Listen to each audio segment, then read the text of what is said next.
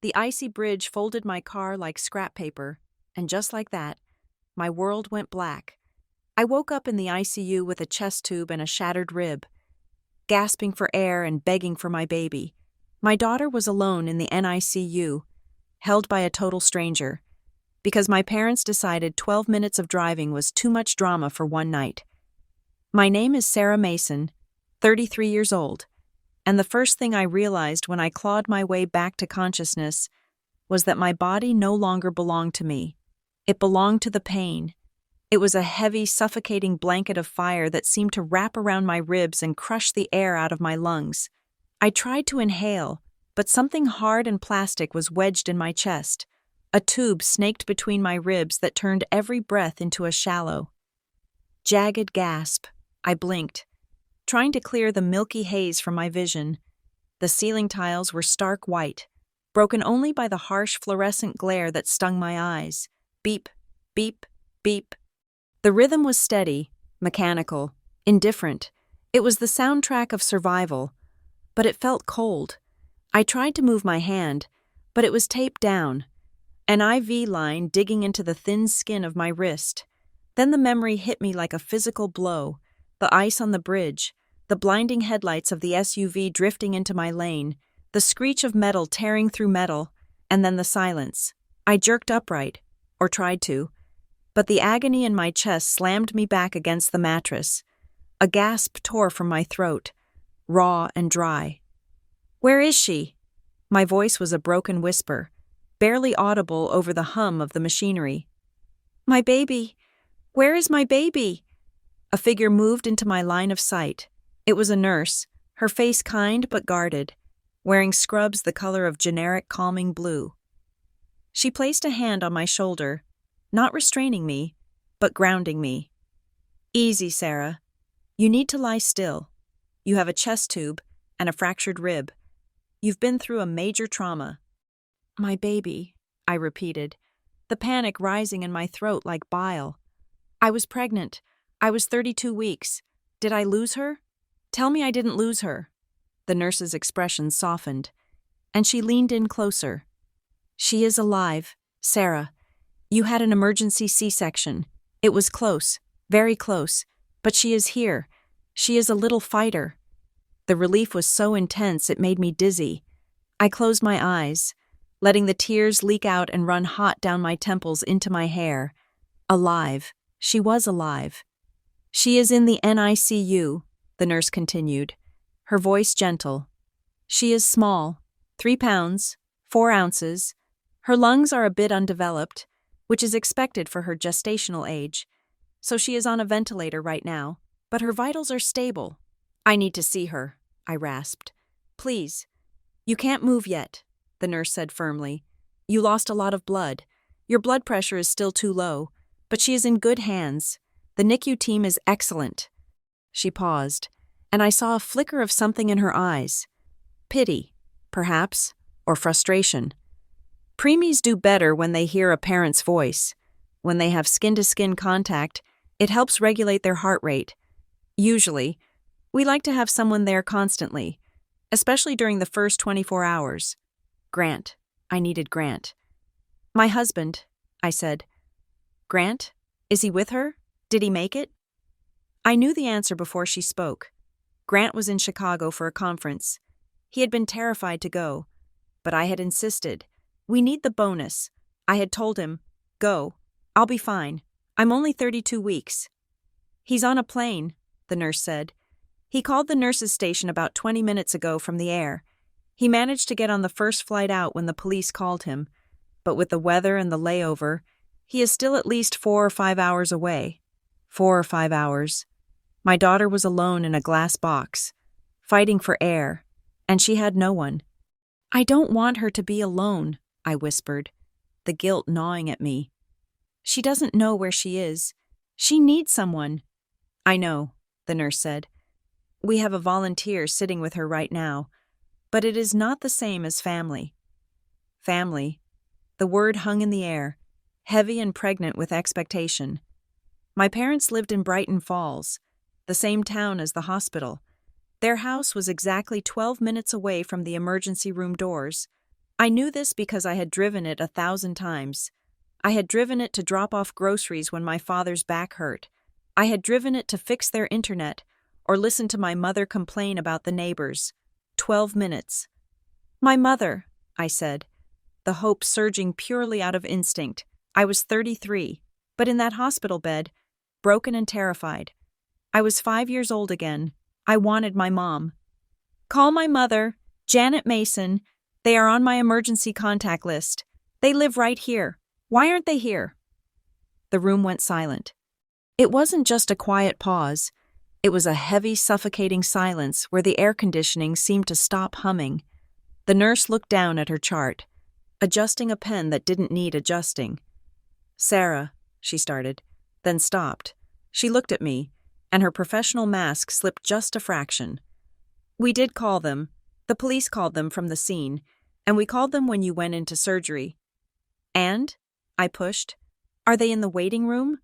Is my dad's back acting up? Did they get lost? No one is in the waiting room, she said softly. A cold knot formed in my stomach, separate from the pain of the accident. Maybe they didn't hear the phone. It was late. My dad takes sleeping pills sometimes. The door to my ICU room opened, and another woman walked in. She wasn't wearing scrubs. She wore a sensible gray cardigan and held a clipboard. I recognized the look immediately. Social worker. Mrs. Mason, I'm the hospital social worker, she said. Her voice was calm, practiced, the kind of voice used to deliver bad news without causing a scene. Nurse Shelley tells me you are asking about your family. Where are they? I demanded, my voice gaining a jagged edge of hysteria. My baby is alone. I'm stuck in this bed. Why isn't my mother holding my daughter? The social worker exchanged a glance with the nurse. She stepped closer to the bed. We spoke to your mother, Janet, about 3 hours ago. We explained the situation. We explained that you were in critical condition and that the baby was being born prematurely and would need immediate family support. And? She declined to come in. I stared at her. The words didn't make sense. It was like she was speaking a foreign language. Declined? What do you mean, declined? Like, she couldn't get a ride? Did she have a migraine? She refused to come, the social worker said, her voice devoid of judgment but heavy with the facts. When we asked her to come down to sign some consent forms for the baby's treatment since your husband is airborne and you were under anesthesia, she said she would not be doing that. Her exact words were that she did not want to be, and I quote, dragged into your drama. The air left the room. Drama. My car had been crushed. My chest was cut open. My daughter was born 2 months early, and my mother called it drama. She must have misunderstood, I stammered, defending them out of a habit so ingrained it was like a reflex. She probably thought it was a minor accident. She thinks I exaggerate. If she knew. She knows, Sarah, the social worker said gently. The police officer on the scene told her the car was totaled. We told her you were in the ICU. She said to call her tomorrow during normal hours. The machines beeped. My heart rate was climbing. The monitor flashed a warning yellow. But I couldn't feel my heart. I felt hollowed out. Can I have my phone? I asked. My voice sounded dead to my own ears. The nurse retrieved my phone from a plastic bag of personal effects on the counter. The screen was cracked, a spiderweb fracture running across the glass, but it still lit up. I unlocked it with trembling fingers. 0 missed calls, 0 text messages. I opened my messages with my mother. The last text was from 3 days ago. Don't forget to transfer the money for the roof repair before Friday. I scrolled up. Did you send it yet? Dad needs his meds. Hello? Nothing from tonight. Nothing asking if I was alive. Nothing asking if their granddaughter had survived. My thumb hovered over the Instagram icon. I don't know why I did it. Maybe I wanted to punish myself. Maybe I needed proof that the world was still turning while mine had stopped. I opened the app. The first bubble at the top of the feed was my sister, Blair. I tapped it. The photo filled the cracked screen.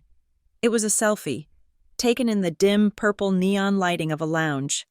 Blair was holding up a martini glass, her nails freshly done in a sharp stiletto shape, nails I had paid for last week because she had an interview that turned out to be a date. She was pouting at the camera, looking flawless, untouched by worry.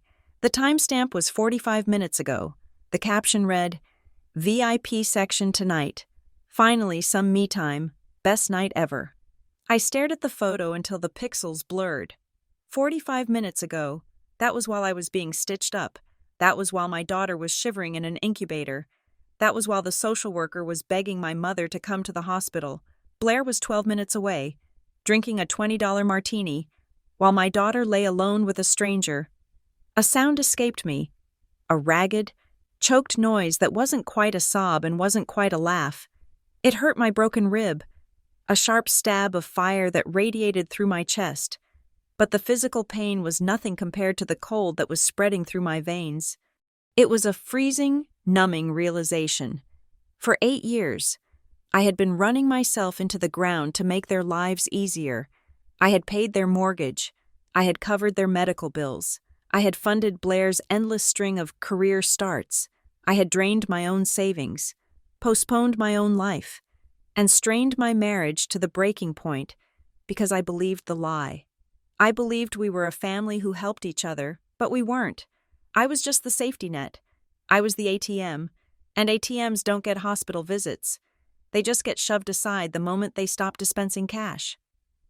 "Sarah?" The nurse touched my arm. "Your heart rate is spiking. You need to breathe." "They aren't coming," I said. The words tasted like ash. "They're 12 minutes away, and they aren't coming." "I am so sorry," the nurse said, and I could tell she meant it. She had seen trauma. She had seen death. But abandonment is a different kind of wound. It doesn't bleed, but it never heals. "I need to call Grant," I said, my thumb hovering over his contact. "I need to tell him not to hurry. I don't want him to crash too. Everyone else is fine. Everyone else is having the best night ever." The bitterness was new. It was sharp and metallic. "There is one thing," the nurse said, hesitating. She looked at the social worker, then back to me. "It might be a mistake, but we have had several calls on the main ICU line. The receptionist transferred them to the desk because the caller wouldn't give up." I frowned. "Grant?" "No, an older man. He sounded very upset, but very polite. He kept asking for the Mason girl and wanted to know the APGAR score of the baby. He knew medical terms." "My dad?" I asked, though I knew it wasn't. My dad wouldn't know an APGAR score if it hit him in the face, and he certainly wouldn't be polite to hospital staff. He'd be asking how much the parking cost. "No." The nurse checked a sticky note on the computer monitor. "He identified himself as Grandpa Pierce. He left a number. He said he would stay by the phone until someone updated him." I froze. The name echoed in my head, dusting off cobwebs from memories I had buried long ago. Grandpa Pierce, my mother's father. I hadn't seen him in 10 years. Maybe longer. My mother had cut him off when I was in college. She told me he was a bitter, selfish old man who hated us. She said he looked down on Dad because Dad wasn't successful. She said he refused to help the family when we were struggling. He doesn't care about us. "Sarah." She had said, "He is dead to me, and he should be dead to you." I looked at the nurse, confusion warring with the painkillers. "Grandpa Pierce? Are you sure?" "That is the name he gave," she said. "He sounded frantic. Sarah, he called 4 times in the last hour." "My mother told me he didn't care," I mumbled, the words feeling thick on my tongue. "She said he didn't care about family." I looked back at the phone in my hand, the glowing image of Blair's martini, the empty text thread with my mother. If they were the ones who supposedly cared, and they were at a bar while I was bleeding out, then what did it mean that the selfish old man was the one calling the ICU at 2 a.m? "Do you want me to call him back?" the nurse asked. I looked at the cracked screen of my phone. I looked at the sticky note in her hand. "Yes," I whispered.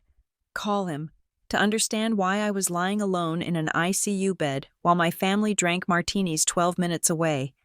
You have to go back to the beginning. You have to go back to the moment I signed the contract, not with the devil, but with my own mother. It was 8 years ago. I was 25 years old, and the world felt like it was finally opening its doors to me. I had just landed my first real job as a junior data analyst at Northline DataWorks. It was not a glamorous job. It involved staring at spreadsheets until my eyes crossed and drinking stale office coffee that tasted like burnt rubber. But it came with a salary that made me feel rich. For the first time in my life, I was not scraping quarters together for laundry or eating ramen noodles for dinner 3 nights in a row. I had health insurance. I had a 401k. I had a future. I remember sitting in my tiny studio apartment, the kind where the kitchen was also the hallway and the bedroom was also the living room. I was staring at my first paycheck on the screen of my laptop. It was beautiful. It represented freedom. I had plans for that money. I was going to start a savings account. I was going to buy a car that did not rattle when I went over 40 miles per hour. I was going to take Grant, who was just my boyfriend back then, out for a dinner where we did not have to split an appetizer. Then my phone rang. It was my mother, Janet. When I saw her name on the screen, I smiled. I thought she was calling to congratulate me. I thought she wanted to hear about my first week, about the cubicle with the view of the parking lot, about the boss who chewed on unlit cigars. I answered with a cheerful hello. All I heard on the other end was a ragged, gasping sob. My stomach dropped to the floor. The smile vanished from my face. My mother was not a crier. She was a force of nature, a woman who cared deeply about appearances, about presenting a perfect front to the world. To hear her unraveling like that was terrifying. "Mom?" I asked, gripping the phone tight. "Mom, what is wrong? Is it Blair? Is it Dad?" "It is your father," she choked out. "Oh, Sarah, it is bad." My heart hammered against my ribs. My father was a quiet man, a shadow in his own house, always deferring to my mother's loud personality. I loved him, but I felt like I barely knew him. "What happened?" I asked, my mind racing through car accidents, heart attacks, strokes. "He has a condition," she said, her voice dropping to a whisper, as if the neighbors could hear through the phone lines. "The doctors found something with his heart. He needs treatments. Sarah, expensive treatments. The insurance company is fighting us. They are saying it is pre-existing. They won't pay a dime." "Okay," I said, trying to be the rational adult I now pretended to be at work. "Okay, we can appeal that. I can help you look at the policy. We can figure this out." "There is no time," she snapped, the panic rising in her voice. "The bills are already piling up. We are behind on the mortgage. Sarah, 3 months behind. The bank sent a letter today. They are going to take the house. They are going to take everything." I sat down on my cheap IKEA futon, the air leaving my lungs. "Foreclosure? Mom, why didn't you tell me?" "We didn't want to worry you," she wept. "Your father, he is so proud. If he knew I was telling you this, it would kill him, literally. Sarah." The stress could stop his heart. That was the hook. She knew exactly where to place it. She knew I was the responsible one, the fixer, the one who absorbed the family's anxiety so they did not have to. "How much?" I asked. My voice was small. "We need $2,700 a month," she said. She didn't hesitate. She didn't say about or approximately. She had the number ready, loaded in the chamber. Just to cover the mortgage and the minimum on the medical bills, just to keep the wolves away. $2,700. I did the math in my head instantly. My new salary, after taxes, after my rent, after my student loan payment. $2,700 was almost everything I had left over. It was my car fund. It was my future wedding fund. It was my safety net. "Mom," I said, "that is a lot of money. I just started this job. I have rent. I have loans." "I know," she sobbed, and the sound tore through me. "I know, and I hate to ask. I hate it. But who else can I turn to? Blair is still finding herself. She is a child. You are the successful one. Sarah, you made it. You are the only one who can save us. You are the only one who can save us. It is a powerful drug. Being the savior, it makes you feel important. It makes you feel seen. For 25 years, I had felt like the background character in the Janet and Blair show. Now, suddenly, I was the lead role. I was the hero. If we lose the house, she whispered, where will we go? Your father is sick. Sarah, he can't live in a motel. He can't be homeless. The image of my father, frail and sick, living in a car broke me. Don't tell Dad, she added quickly, sensing my resolve wavering. Promise me, Sarah, you cannot tell him. He thinks the insurance covered it. If he finds out he is a burden to you, he will stop the treatments. He will let himself die. It was a masterclass in manipulation. She had weaponized his health and his pride to bind me to silence. She had built a wall around us, locking me in with her secret. Okay, I said. Okay, Mom, I will do it. Oh, thank God, she breathed. Thank God for you. Sarah, you are a good daughter. I hung up the phone and opened my banking app. My hands were shaking. I typed in the routing number she had texted me. I typed in the account number. I entered the amount, $2,700. It looked like such a huge number on the screen. It was hours of staring at spreadsheets. It was hours of enduring my boss's cigar smoke. It was my hard work, liquefied and ready to be poured out. I pressed transfer. A part of me felt a surge of pride. I was doing the right thing. I was stepping up. I was taking care of my family. That is what families do, right? They sacrifice for each other. But another part of me, a quiet, cold part deep in my gut, felt fear. I felt like I had just opened a vein. I waited for a text back.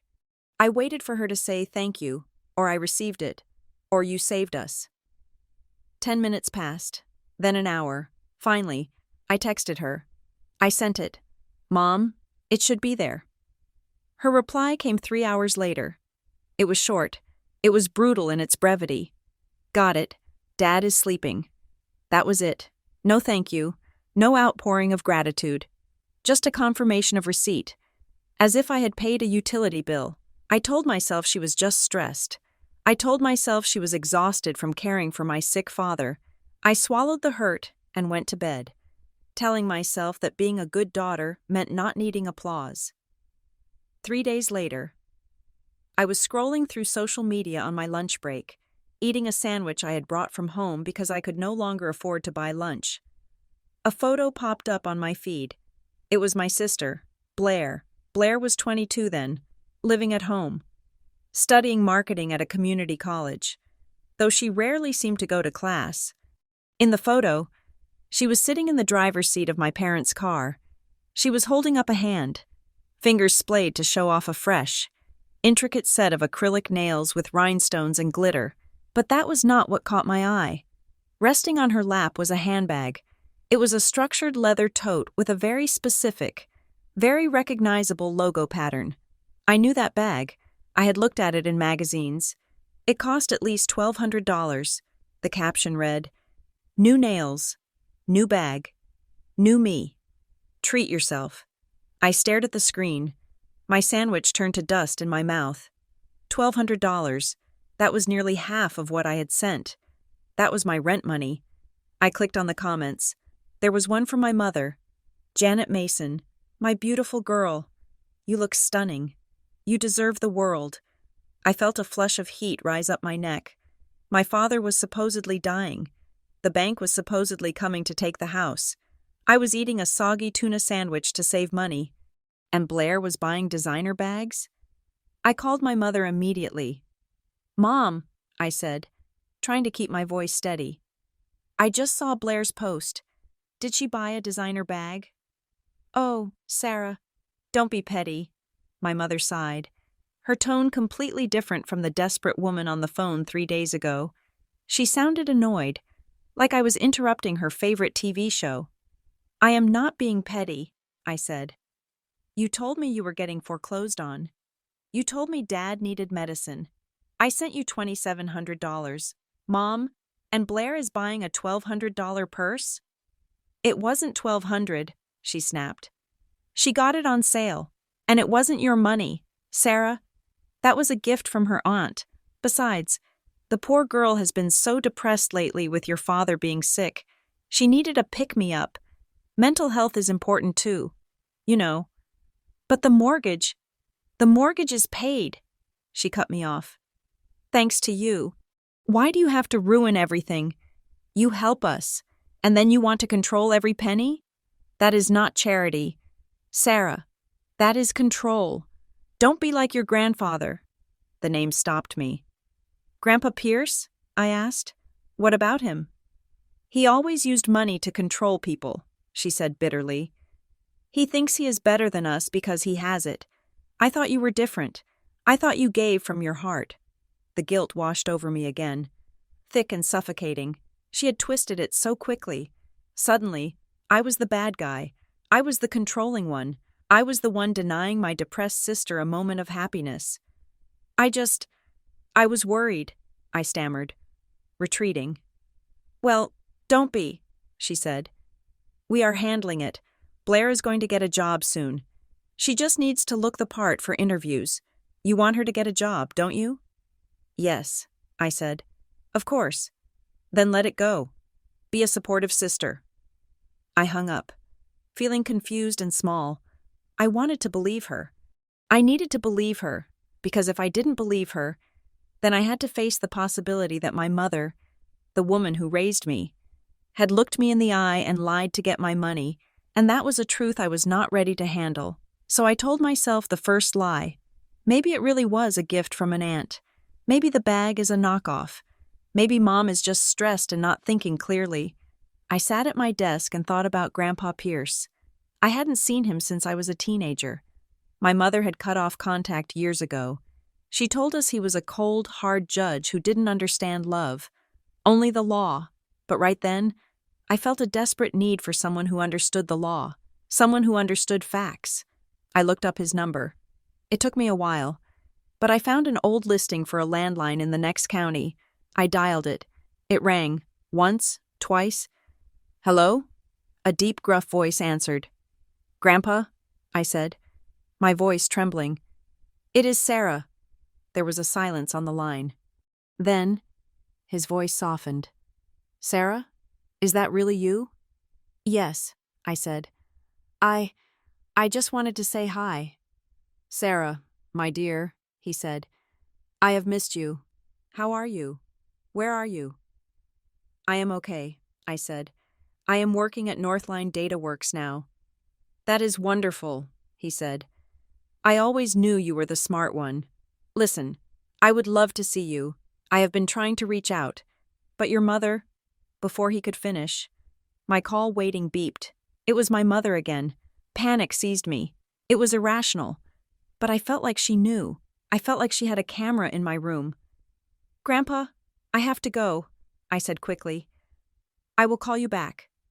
Sarah, wait. I hung up on him. I hung up on the only person who might have told me the truth.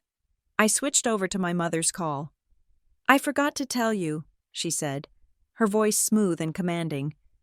To make it easier for next month, why don't you just set up a recurring transfer? That way we don't have to do this frantic phone call every time. It will give your father peace of mind to know the money is coming automatically. Next month. She was already planning for next month.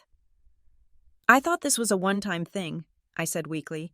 Recovering from heart failure is not a one-time thing. Sarah, she said, her voice dripping with disappointment. But if you want to risk your father's health, that is your choice. I looked at my computer screen. The banking portal was still open. I saw the option. Set up recurring monthly transfer. It was just a little box, a few pixels on a screen, but clicking it felt like closing the door to a cell. Okay, I said. I will set it up. Good girl, she said. That is my good girl. I moved my mouse. I clicked the box. Frequency, monthly. Amount, $2,700. Start date, immediate. I pressed save. I didn't know it then, but I had just signed away the next 8 years of my life. I had just agreed to bankroll the illusion of a happy family while I sank, inch by inch, under their debt. I thought I was saving my father. In reality, I was just covering the cost of the trap they would eventually snap shut around me. If year 1 was the hook, year 2 was the slow, methodical reeling in of the line. The panic of the first phone call had faded, replaced by a dull, aching routine. The monthly transfer of $2,700 became as standard as paying my rent or buying groceries. I stopped looking at it as money. It was just a number that had to vanish from my account so that my parents could survive. That was the narrative I fed myself. I was the good daughter. I was the pillar. But pillars are designed to bear weight. And eventually, the weight increases. It started subtly. 7 months into the second year, my mother called. She did not cry this time. She sounded exhausted, the weary voice of a martyr carrying the world on her shoulders. "It is the roof, Sarah," she sighed. "The heavy rains last week. There is a leak right over your father's bedroom. The mold is going to kill him before his heart does. The contractor says it is structural." "How much?" I asked. I was sitting in my car in the parking lot of Northline DataWorks, eating an apple for lunch because I had cut out the sandwich meat to save $10 a week. "It is going to add another $400 a month to the bills if we finance it," she said. "I don't know what to do. Maybe I should just put buckets down and hope the ceiling doesn't collapse on him while he sleeps." The image was vivid. It was designed to be, "I will adjust the transfer," I said. $3,100. "You are an angel," she said. "I don't deserve you." She was right. She didn't, but I did it anyway. By year 3, the baseline had shifted again. This time, it wasn't a tragedy, it was an opportunity. "Blair has found her calling," my mother announced one Tuesday afternoon. "She wants to go into digital marketing. It is the future, Sarah. But she needs to take this certification course. It is intense. It is prestigious." "That sounds great," I said, genuinely hopeful. If Blair got a job, maybe she could help. Maybe the weight would lift. "How much is the tuition?" "It is $5,000 for the semester," Mom said. "But she also needs the equipment, a professional camera, a high-end laptop, lighting rings. She needs to build her brand." I looked at my own laptop. It was 5 years old, held together by duct tape and prayer. The fan sounded like a jet engine taking off every time I opened a spreadsheet. "Mom, I can't afford a lump sum of $5,000, I said. "I literally don't have it." "We can put it on a payment plan," she countered instantly. "Just add another $600 to the monthly transfer. Think of it as an investment. Sarah, when Blair makes it big, she will pay you back tenfold. You know she has the talent. She just needs the tools." So I did it. The transfer hit $3,700 a month. I told myself it was temporary. I told myself Blair was studying hard. But then I saw her marketing in action. I followed her new professional account. It wasn't full of case studies or design portfolios. It was full of selfies. Blair at a brunch spot, Blair at a club in the city, Blair posing with the $1,500 camera I had paid for, using it as a prop to take a picture of herself in a mirror with her iPhone. The caption read, "Content Creator Life, Grinding 24/7. I was grinding 24/7. I was taking freelance data entry jobs on the weekends. I was transcribing medical audio files at night until my fingers cramped. I had stopped buying clothes. I had stopped getting haircuts. I dyed my own hair in the bathroom sink to cover the stress grays that were appearing at 27. Grant noticed. We were living together by then, sharing a small apartment that smelled of old carpet and someone else's cooking. Grant was an engineer, practical and sharp. He had watched me decline dinner invitations. He had watched me wear the same winter coat with the broken zipper for 3 years. One night, he found me at the kitchen table at midnight, weeping over a spreadsheet because I was $10 short for the electric bill. "Sarah," he said, sitting down opposite me. He didn't touch the spreadsheet. He looked at me. "We make good money, between the two of us. We bring in 6 figures. Why are we living like college students? I have expenses, I mumbled, wiping my eyes. Family obligations. It is not an obligation if it is a hostage situation, he said. His voice was calm, which made it scarier. I did the math. Sarah, I saw the transfer history on your laptop when you left it open. You are sending them almost $4,000 a month. That is $48,000 a year. That is a down payment on a house, every single year. They need it, I defended, though my voice lacked conviction. My dad is sick. The house needed repairs. Blair is in school. Is she? Grant asked. Because I saw her at the mall last Tuesday when I was picking up parts. She wasn't in class. She was getting a makeover at Sephora. She has breaks, I snapped. You don't understand. It is complicated. It is not complicated, Grant said. He reached across the table and took my hand. His grip was warm, solid. It is simple.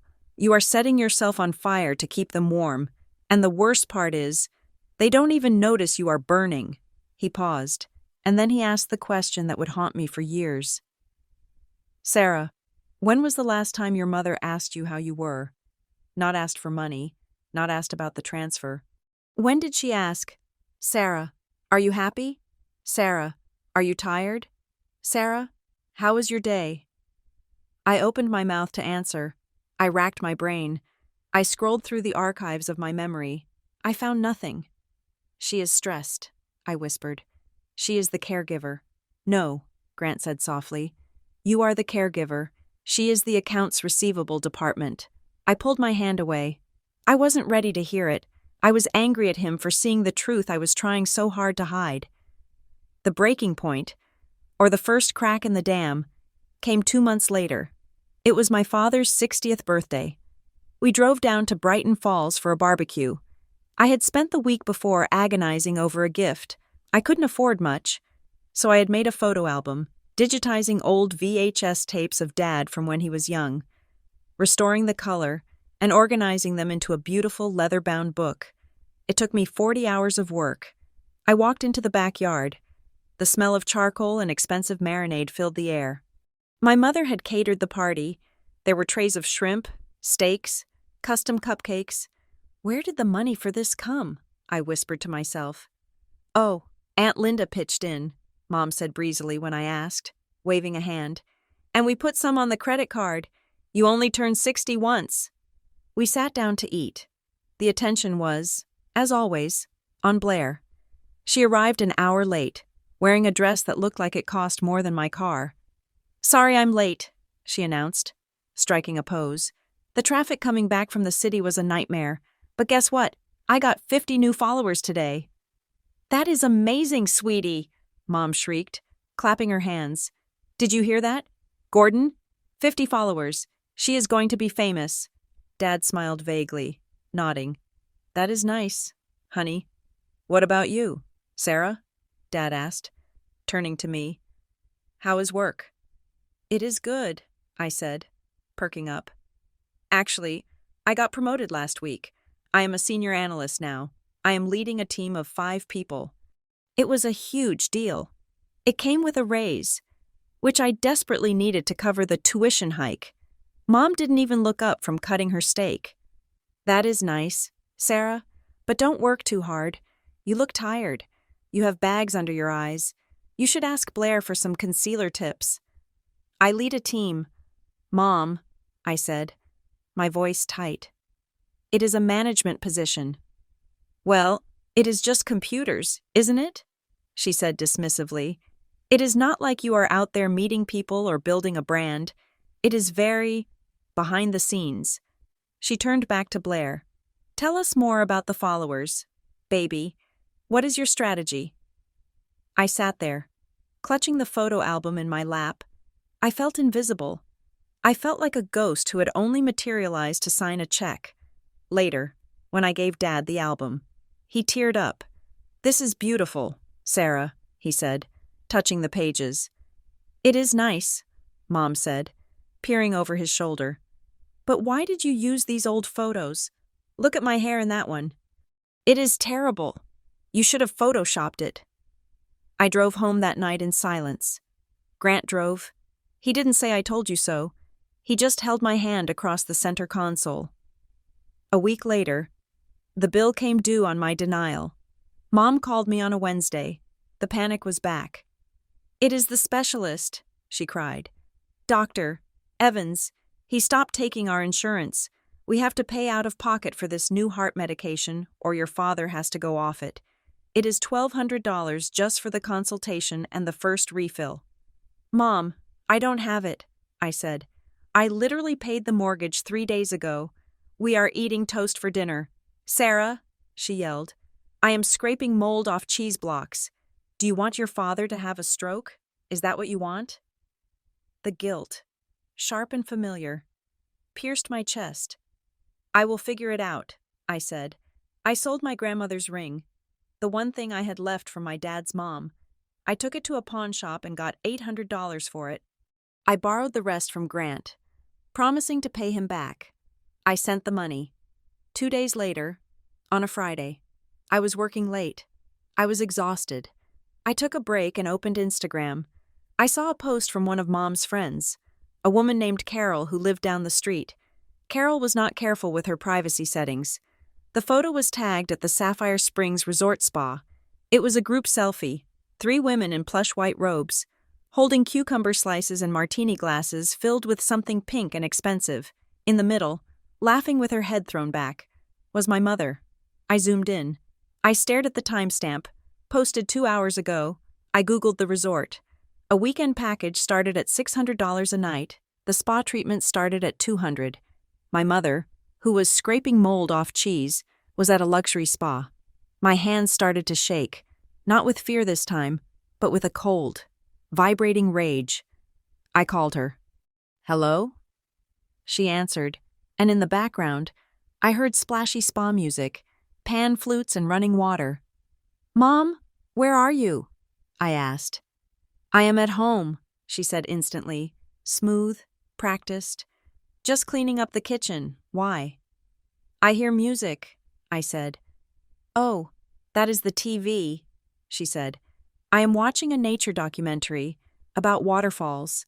It helps calm my nerves. I have been so worried about the bills. How is Dad?" "He is resting. He took the new medicine you paid for. Thank God for that. Sarah, you saved him." She was lying. She was lying to me while wearing a plush robe paid for with my grandmother's ring. "Okay," I said. "I have to go." I hung up. I didn't scream. I didn't throw the phone. I just sat there, and for the first time. The math resolved itself. If they are broke, how are they always spending? If Dad is dying, why is Mom glowing? My phone rang again 10 minutes later. I thought it was her, calling back to cover her tracks. It wasn't. It was a number I hadn't saved, but I recognized the area code. "Hello? Sarah?" The voice was older now, a bit raspier, but it had the same gravelly warmth I remembered from childhood.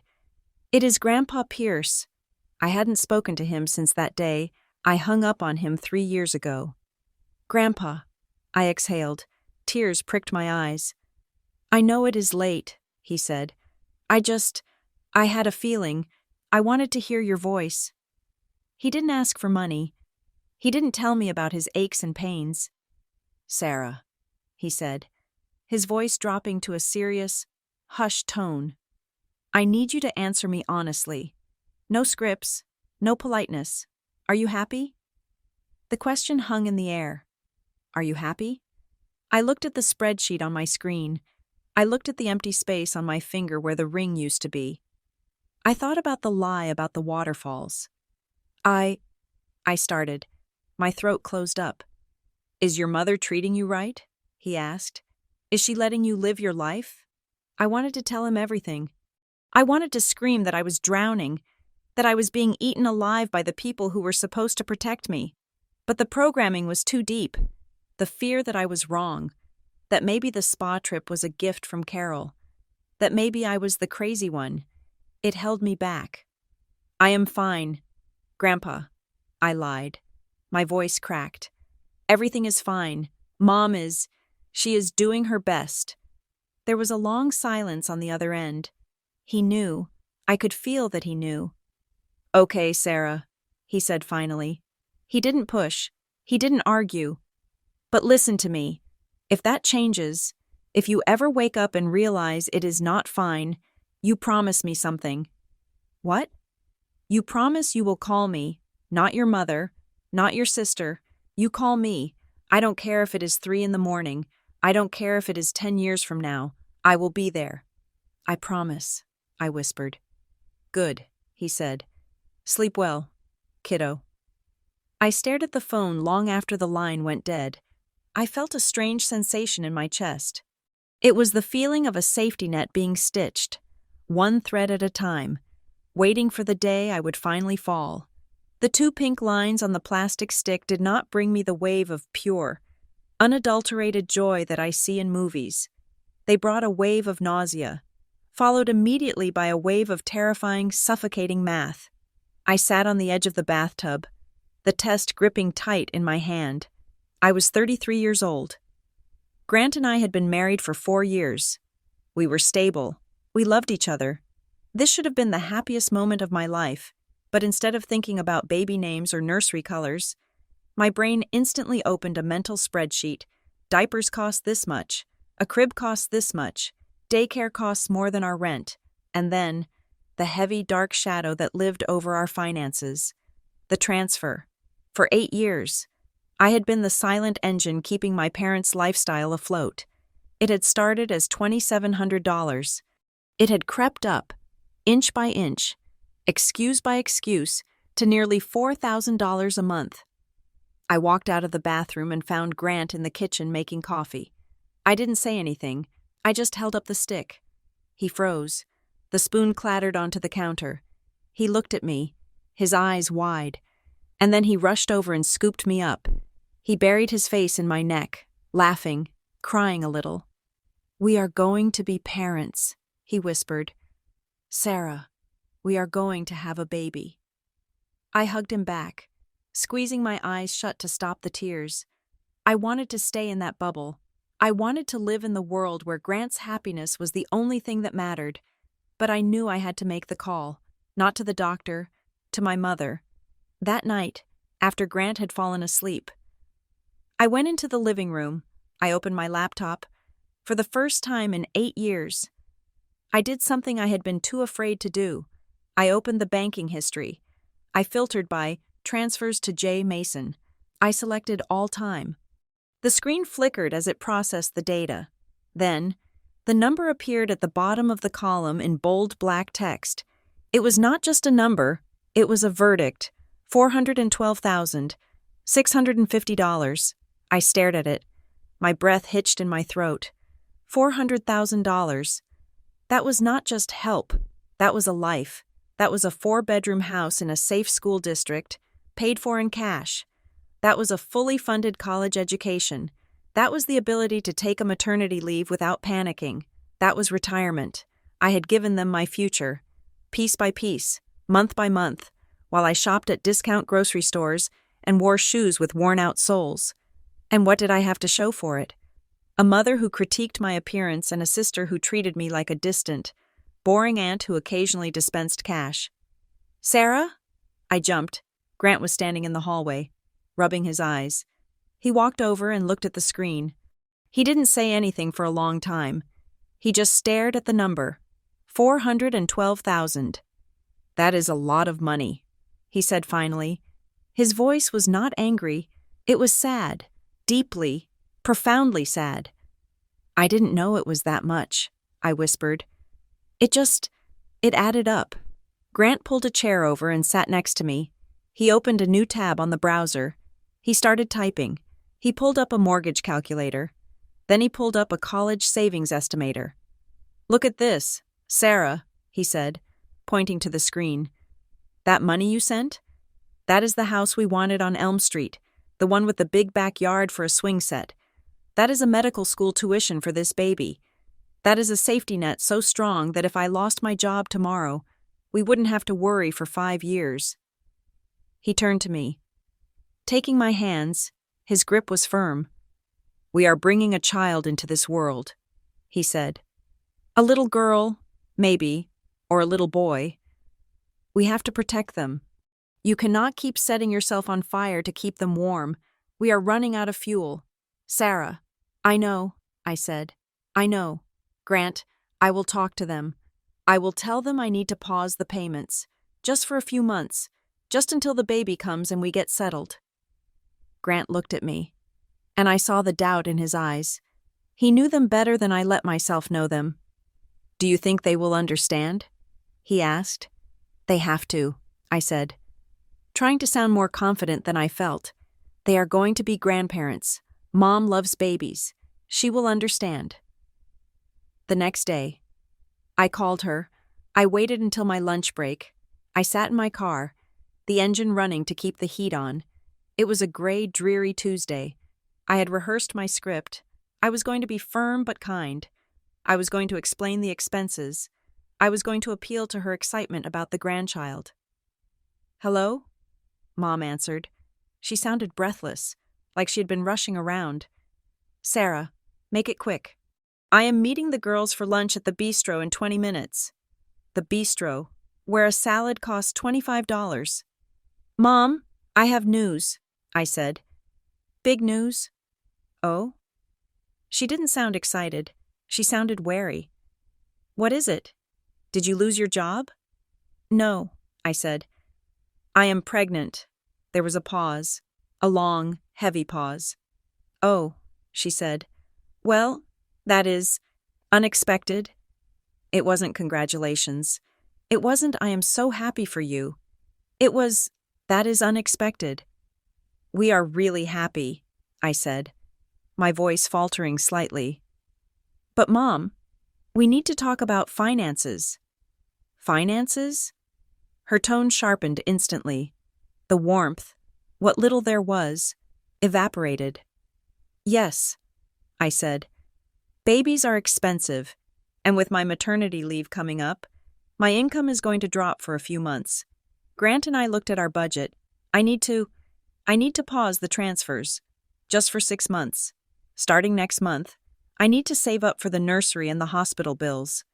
The silence on the other end of the line was terrifying. It wasn't empty silence. It was the silence of a predator assessing a threat. Pause? She repeated.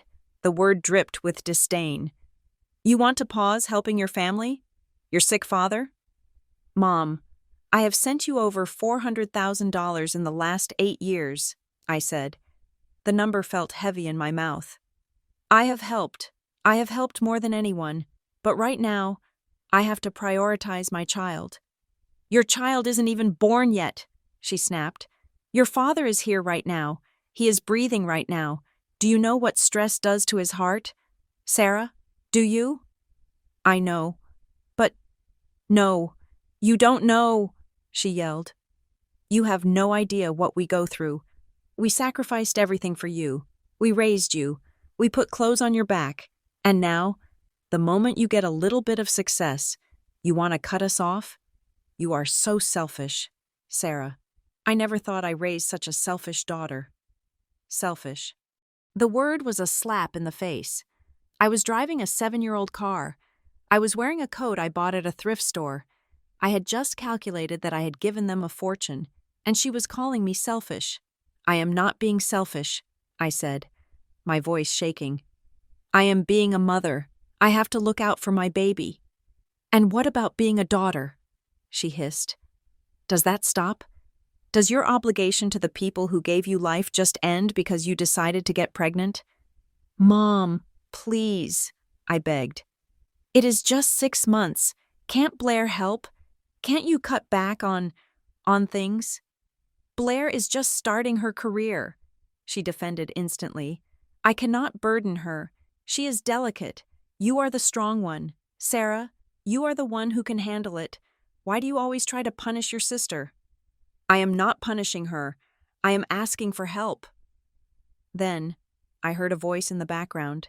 It was faint, muffled, but I heard it. It was my father. Janet, he mumbled. Janet, maybe we can manage. Let the girl keep her money. She is having a baby. My heart leaped. Dad. He was on my side. He saw me.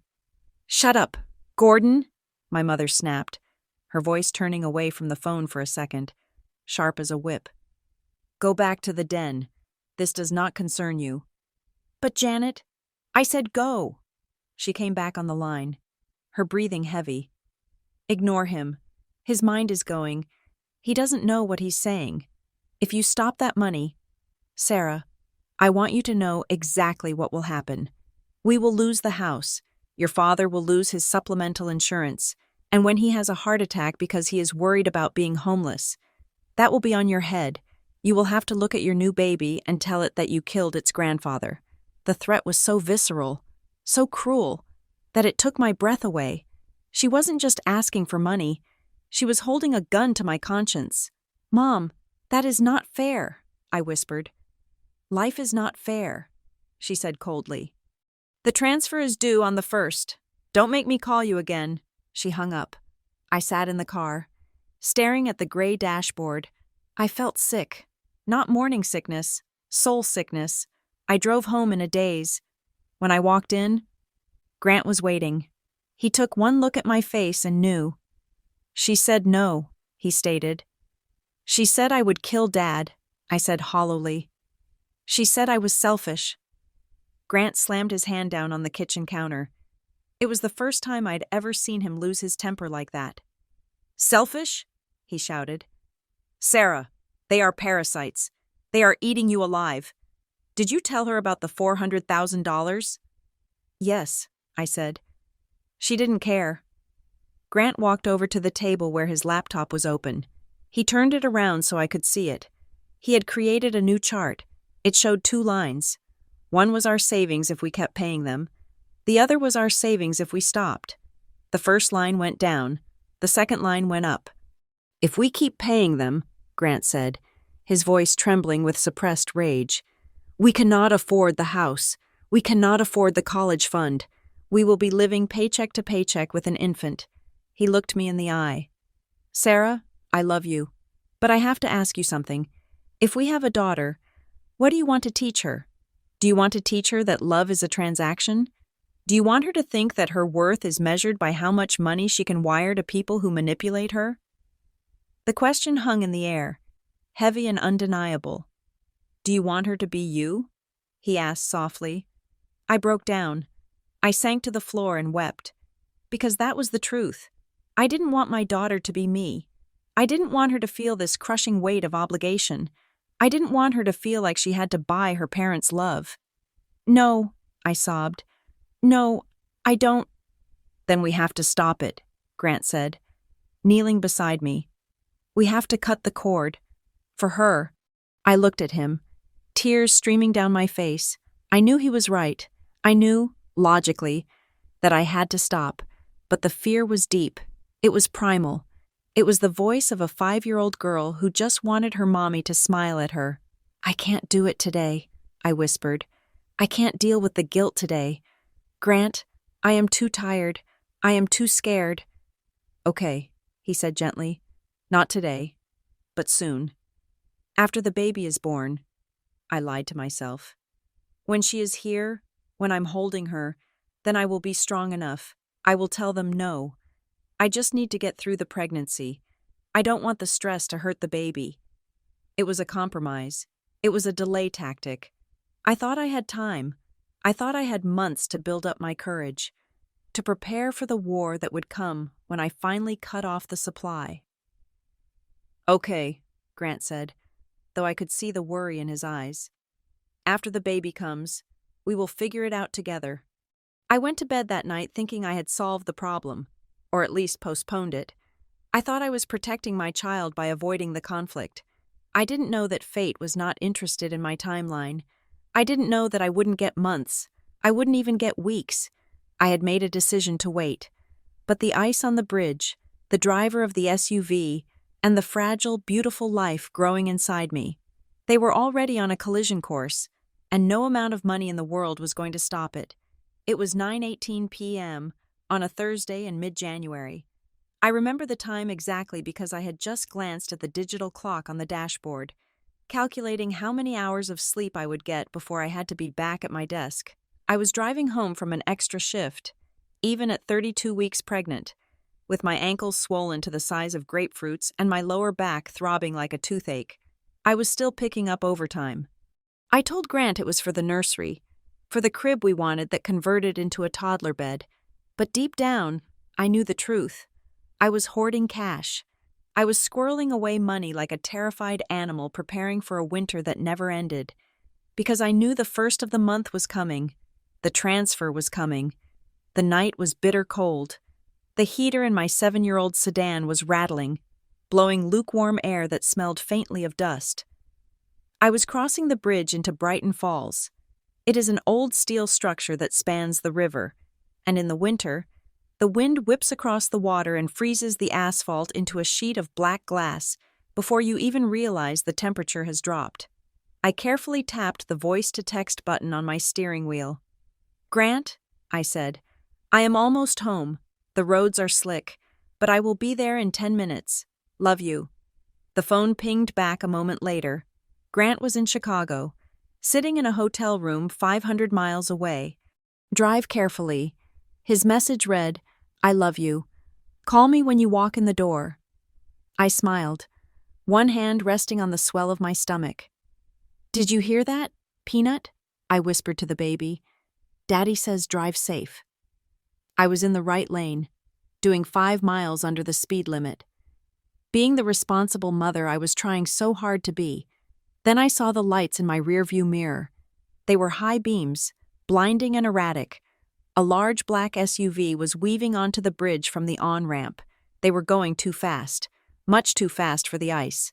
I saw the nose of their car dip as they slammed on the brakes. But physics does not care about intentions. It only cares about momentum. The SUV hit the patch of black ice near the expansion joint. It didn't slow down. It just ceased to be a car and became a projectile. It fishtailed violently, sliding sideways across the double yellow line. I gasped, gripping the steering wheel until my knuckles turned white. But there was nowhere to go. There was the bridge railing on my right and the sliding metal monster on my left. The impact sounded like a bomb going off. The SUV slammed into my driver's side door. The world dissolved into a chaos of noise and violence.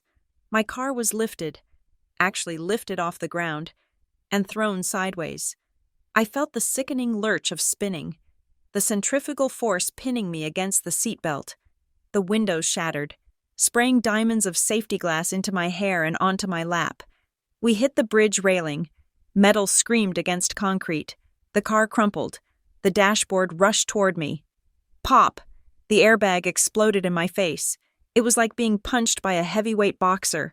It knocked the wind out of me, filling the cabin with a white, acrid chemical dust that tasted like chalk and burning plastic. Silence followed. A ringing, deafening silence. I was pinned. My legs were trapped under the crushed steering column. My chest felt like it had been split open with an axe. Every breath was a jagged shard of agony. I looked down. The airbag was deflating, sagging onto my stomach. My stomach, the fear that washed over me then, was colder than the ice on the bridge. It wasn't fear for my life. It was a primal, animalistic terror for the life inside me. "Baby," I wheezed. The word was just a bubble of blood on my lips. I tried to move my hand to touch my belly, but my arm wouldn't obey. I stared at the ceiling of the car, which was dented and twisted. The dome light flickered on, casting a weak, yellow glow over the wreckage. "Please," I prayed, and I am not a religious woman. "Please, take me. Don't take her. Please don't be quiet inside there. Kick me. Please kick me." There was no kick, just the stillness of the winter night and the distant wail of a siren growing louder. The last thing I saw before the blackness swallowed me was the photo of Grant taped to my dashboard. He was smiling. He didn't know yet that his world had just ended. While I was being cut out of the wreckage by a team of firefighters using the jaws of life, Grant was sitting in the airport lounge in O'Hare, waiting for his flight the next morning. He was drinking a coffee, reading a book about structural engineering. His phone rang. He looked at the screen, expecting to see my name. He expected to hear me complain about the cold, or tell him what I was making for a late dinner. Instead, The caller ID said Lakeview Regional Medical Center. Emergency depicted. Grant told me later that his heart didn't just stop. It dropped out of his body. He answered on the first ring. "This is Grant Mason," he said, standing up so abruptly his chair screeched against the floor. "Mr. Mason, this is Dr. Aris at Lakeview Regional," a calm, professional voice said. "I am calling regarding your wife, Sarah Mason. She has been involved in a serious motor vehicle accident. The airport noise, the announcements, the rolling suitcases, the chatter, faded into a dull roar. Is she alive?" Grant asked. He didn't ask if she was okay. He went straight to the only thing that mattered. "She is alive," the doctor said. "But she is in critical condition. She has sustained multiple fractures, including broken ribs and a potential splenic rupture. Her blood pressure is unstable."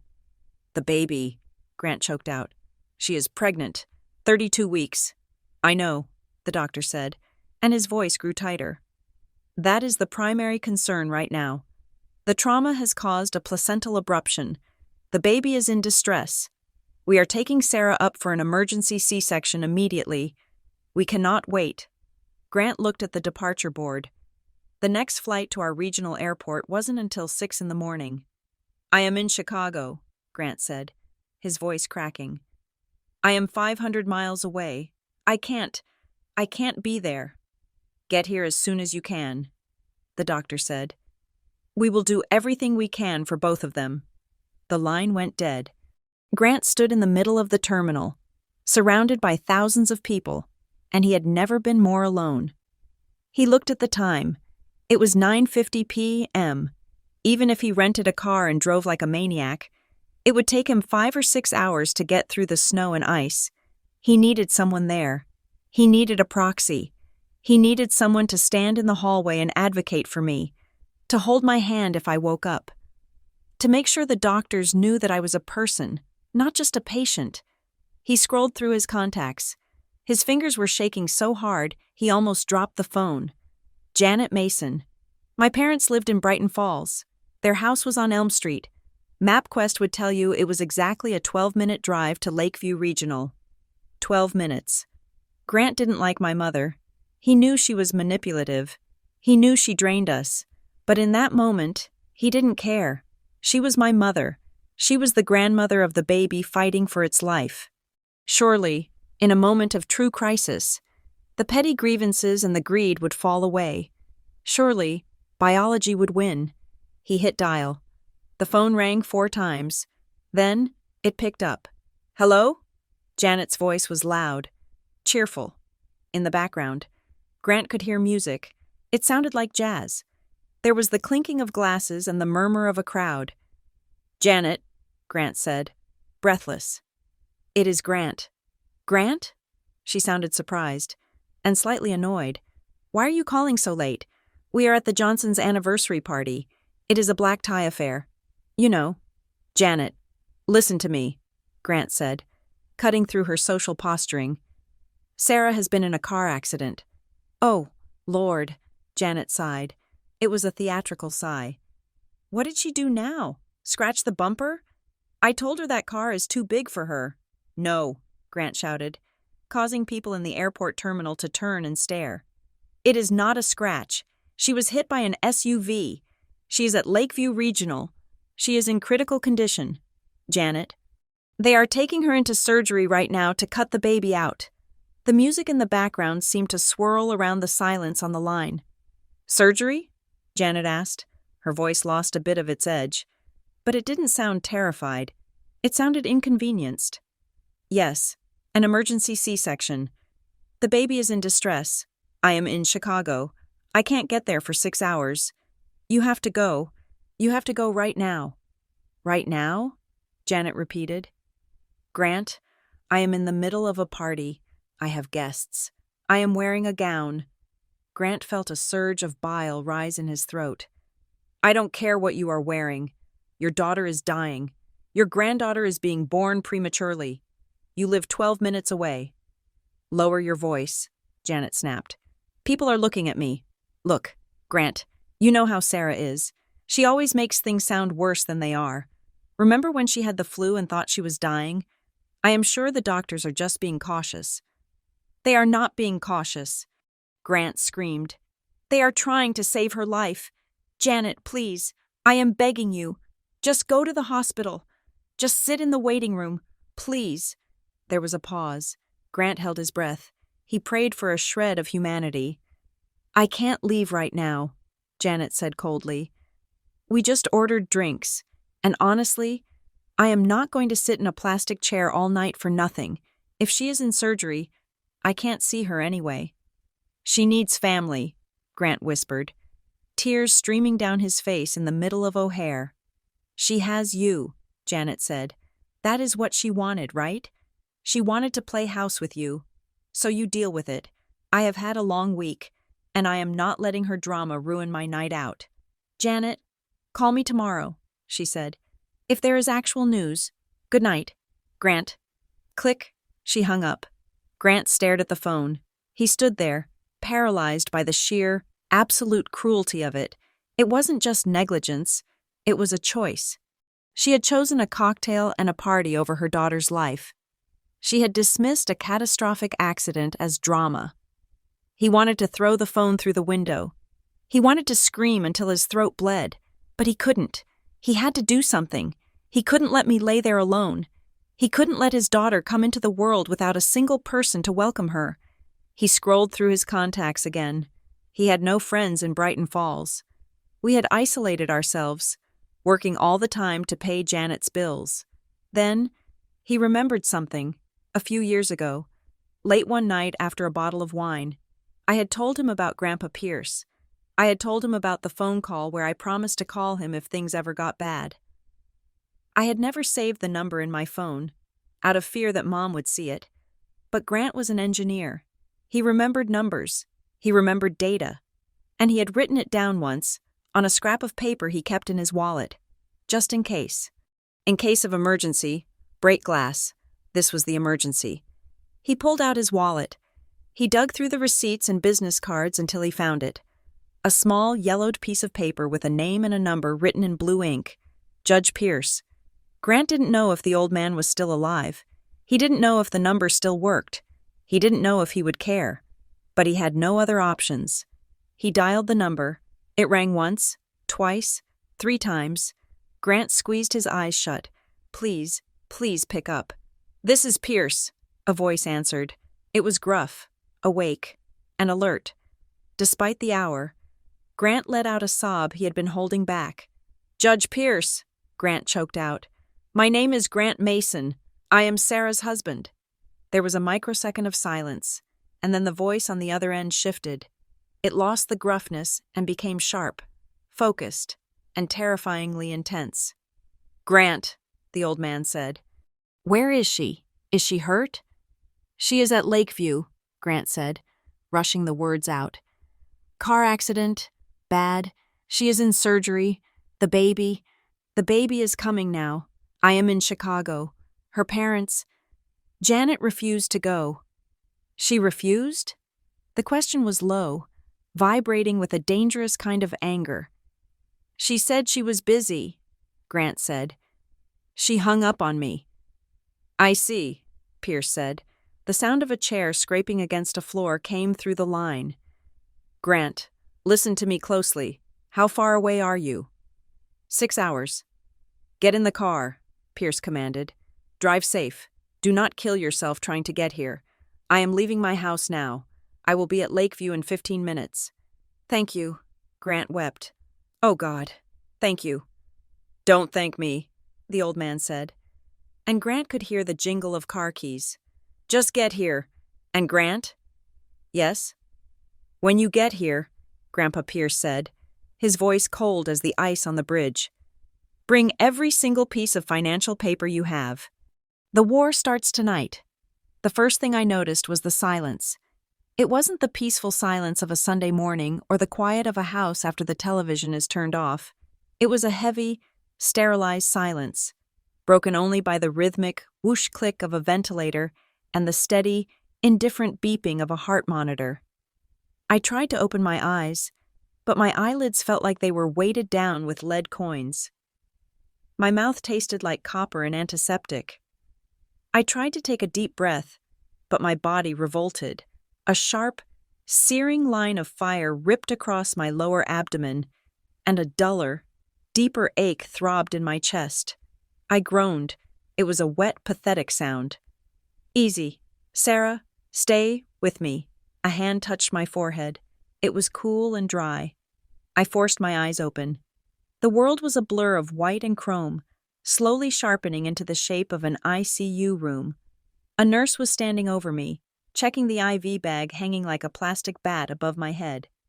"My baby," I rasped. My voice sounded like it had been dragged through gravel. "Is she—" "She is here," the nurse said, her voice firm but kind. "She is in the NICU. She is stable. Sarah, you did good. She is a fighter." The relief that washed over me was so intense it felt physical, like a warm liquid spreading through my veins, pushing back the pain for a split second. Stable. That was the most beautiful word in the English language. "Grant?" I asked, looking around the empty room. "Where is Grant?" "He is still in the air," the nurse said, checking her watch. "He called the station 10 minutes ago. He is landing in about 45 minutes, and then he has the drive from the airport. He is coming as fast as he can." I nodded weakly.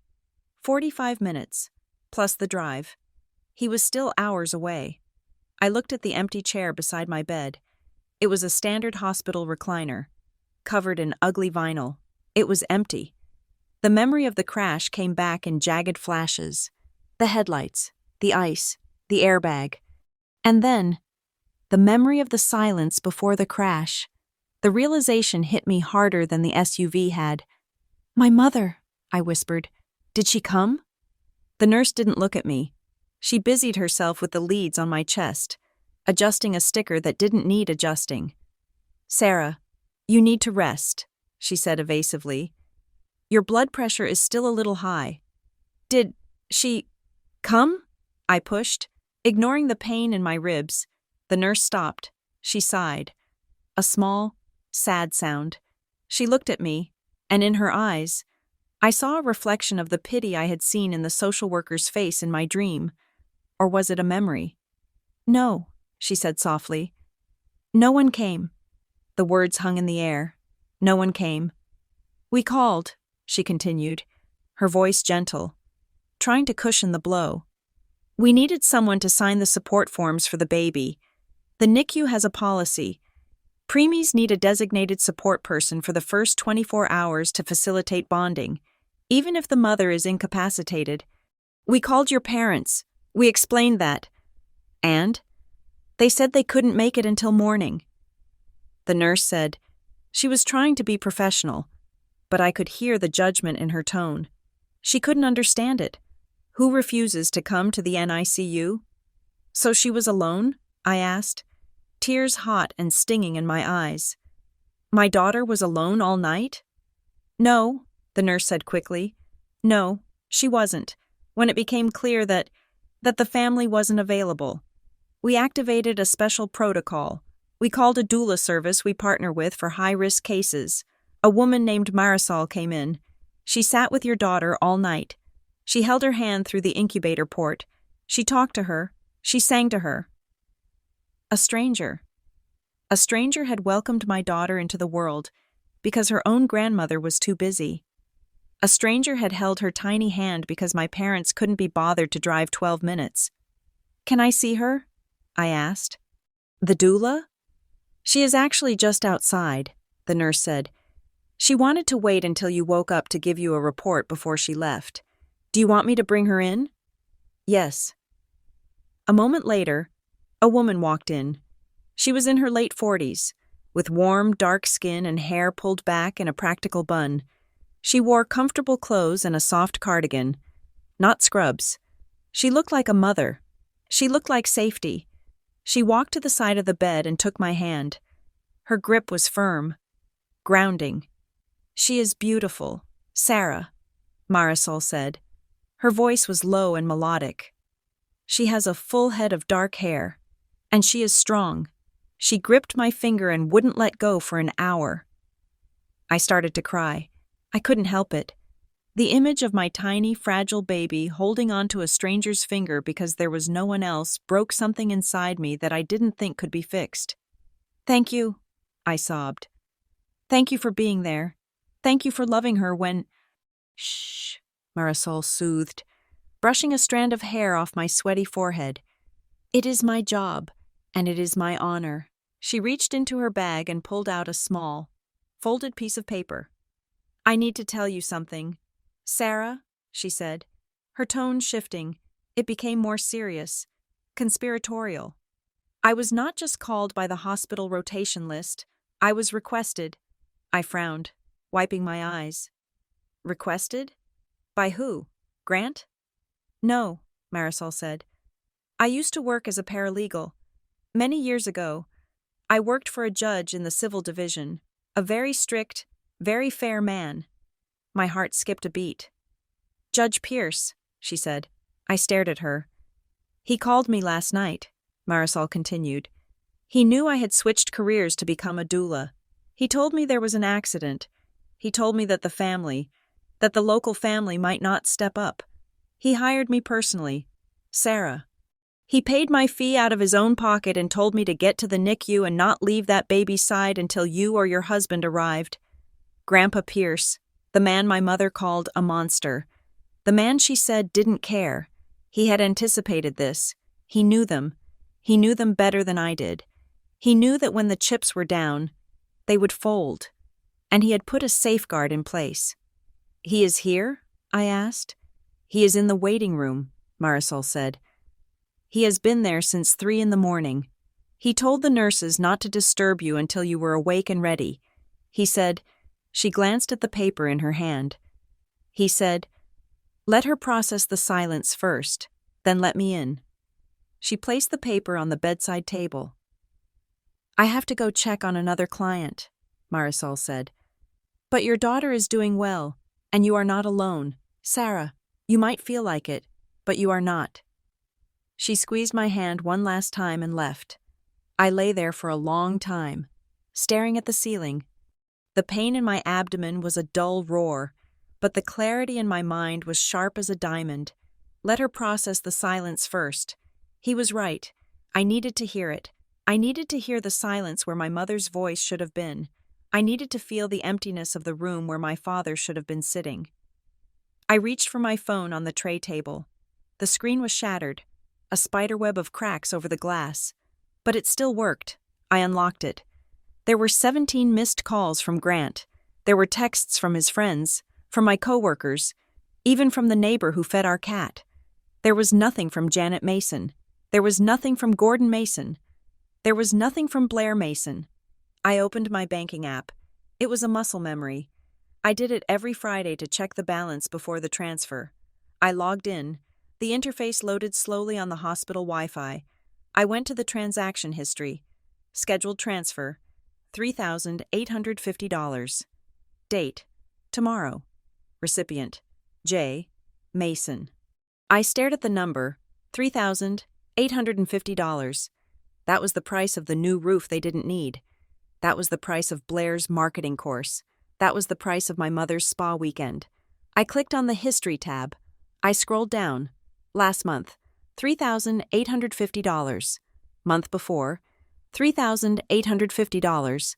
Month before, $3,200. It went on and on. A river of money flowing one way. A hemorrhage. I thought about Marisol holding my baby's hand. I thought about the nurse saying, "They declined to come. They declined." I had paid $400,000 for the privilege of being abandoned.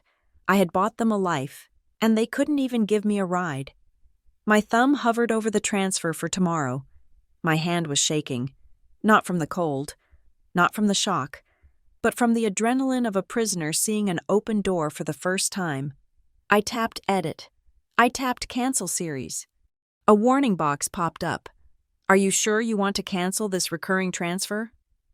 I looked at the crack in my screen. It ran right through the word, "Sure." "I am sure," I whispered to the empty room. I pressed, "Yes." The screen refreshed. Status, canceled. It was done. I expected to feel panic. I expected to feel the familiar guilt that had been programmed into me since I was a child. The voice that said, "You are killing your father. You are selfish." But I didn't feel guilt. I felt like I had just pulled a fishhook out of my own eye. It bled. It hurt. But for the first time in 8 years, I could see. I set the phone down. As soon as it hit the plastic tray, it buzzed. A voicemail notification popped up. From Mom. Time, 8:45 a.m. She had finally called. 12 hours after the accident, 5 hours after the surgery. I pressed play. I put the phone to my ear. "Sarah, honey?"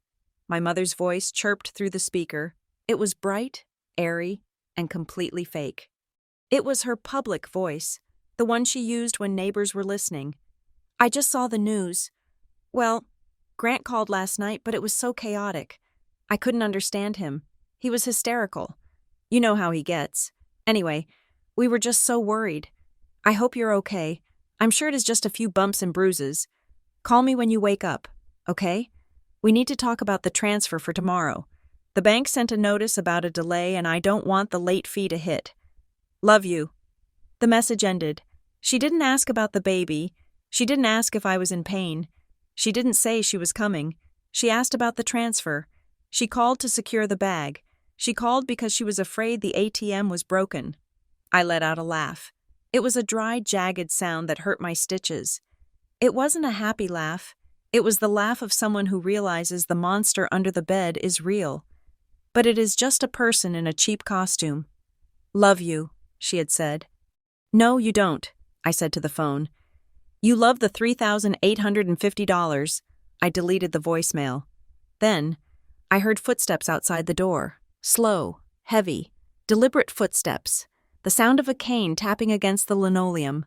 Click, step, click, step. The doorknob turned. The door swung open. A man stood in the doorway. He was tall, though his shoulders were slightly stooped with age. He wore a charcoal wool coat that looked expensive and timeless. His hair was shocked white, thick and combed back. He held a cane in one hand. But he wasn't leaning on it. He was holding it like a weapon he just happened to be carrying. Under his other arm, he carried a thick, expanding file folder. It was stuffed so full that papers were peeking out of the edges. He looked at me. His eyes were the same color as mine, a steel gray. But where mine were usually full of worry, his were clear. They were the eyes of a man who had spent 40 years looking at liars and seeing the truth. He didn't smile. He didn't rush over and hug me. He walked into the room, closed the door behind him with a solid click, and walked to the foot of my bed. He looked at the machines. He looked at the IV. He looked at my pale, battered face. Then, his expression softened. Just a fraction. "Hello, Sarah," Grandpa Pierce said. His voice was gravel and old oak. "I got your message. It took you 8 years, but you finally called." I tried to speak, but my throat was tight. "I didn't call," I whispered. "Grant did." "Grant called for help," Pierce said, placing the heavy folder on the tray table next to my shattered phone. The sound of the paper hitting the plastic was heavy, like a gavel coming down. "But you called for justice." He put his hand on the folder. "They are going to come here," he said. "Your mother, your father, your sister. They are going to come here with flowers and excuses, and they are going to try to put the hook back in." He tapped the folder with his index finger. "But this time," he said, "we are going to be the ones asking the questions." I looked at the folder. "What is that?" "That," Grandpa Pierce said, "is the receipt. Every single dollar, every single lie. I have been keeping score, Sarah. And today, the bill comes due." The room was still spinning slightly, a mix of the anesthesia wearing off and the sheer physical shock of seeing a ghost standing at the foot of my bed. But as Grandpa Pierce walked toward me, the spinning slowed. He moved with a kind of gravitational pull, a solidity that made the sterile, beeping chaos of the ICU fade into the background.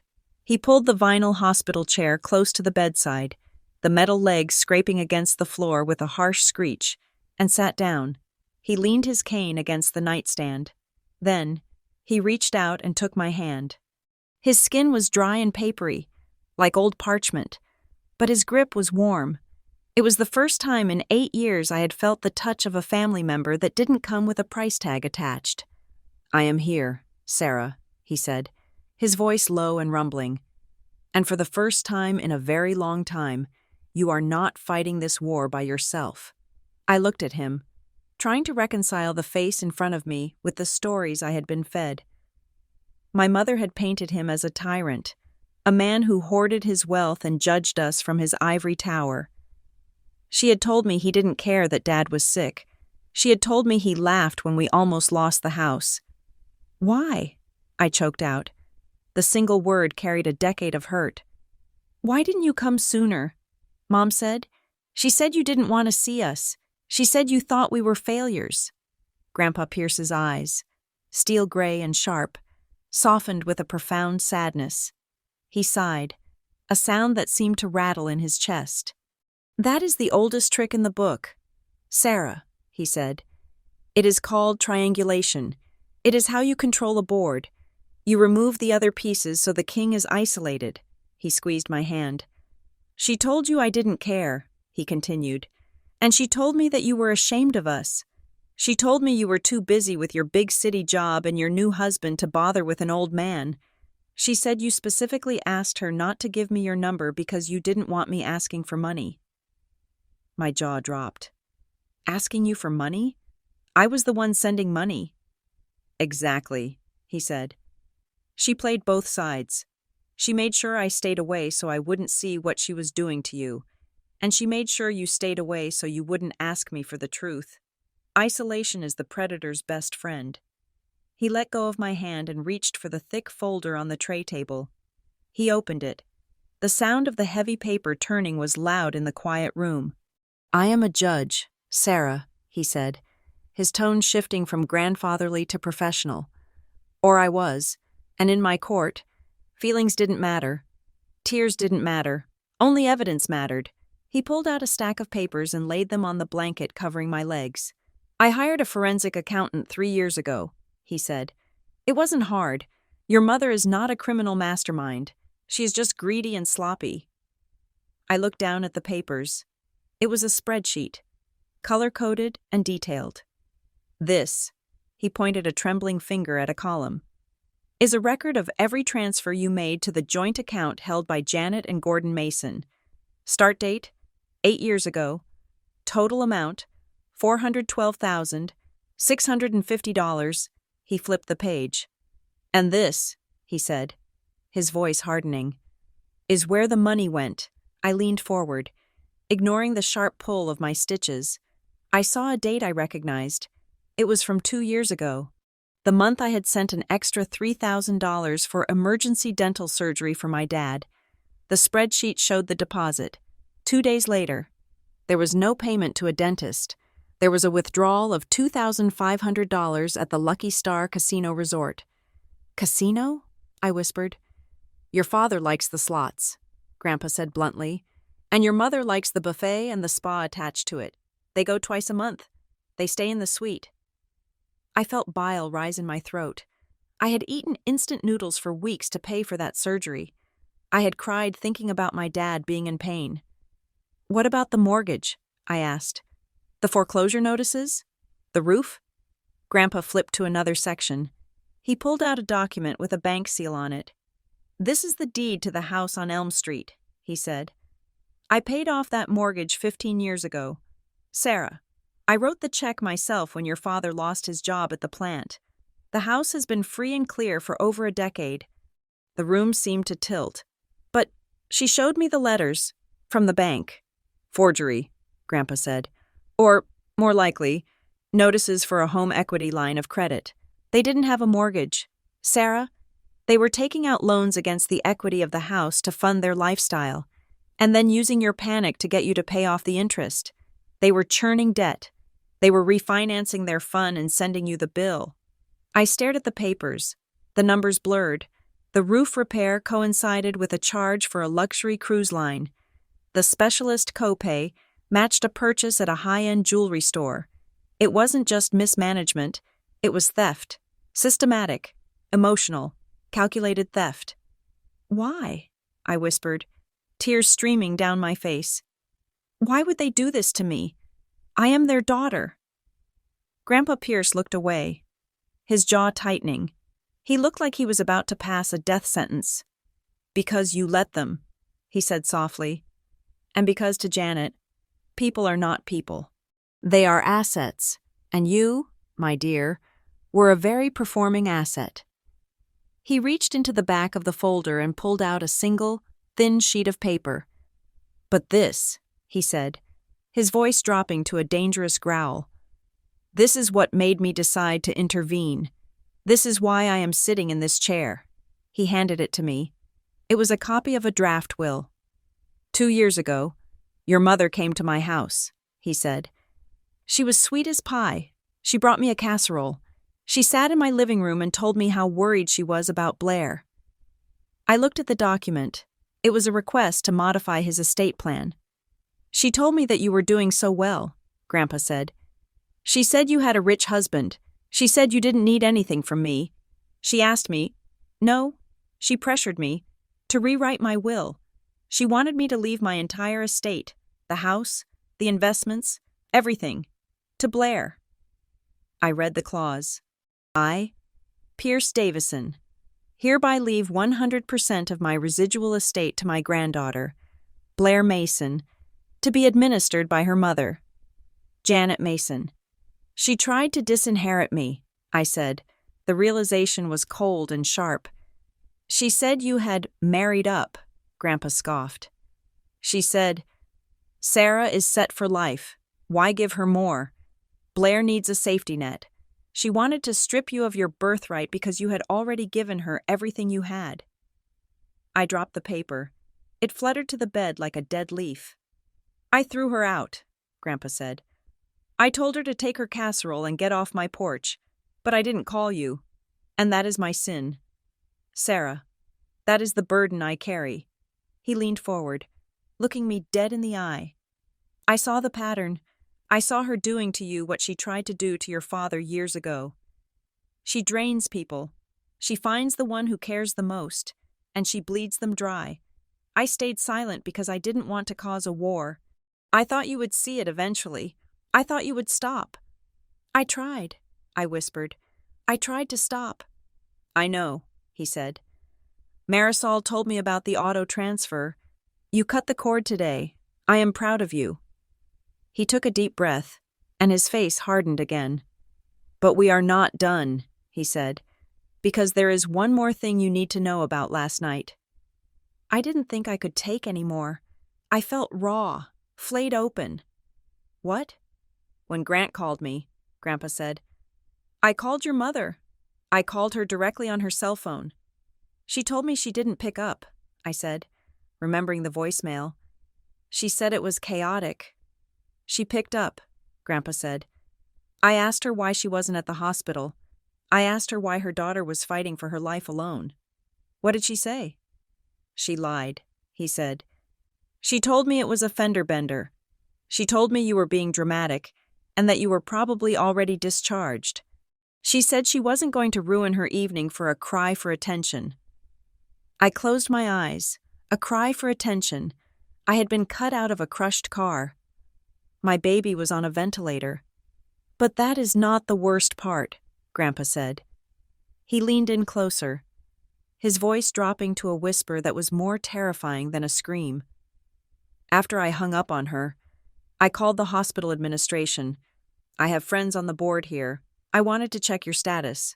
He paused, his hand gripping the head of his cane so hard his knuckles turned white. The administrator told me something interesting. Sarah, he told me that 10 minutes after the crash, while you were still in the ambulance, someone called the hospital legal department. Who? I asked, though I felt the answer in my bones. Your mother, he said. She didn't call to ask if you were alive. She didn't call to ask about the baby. She called to ask if you had a medical power of attorney on file.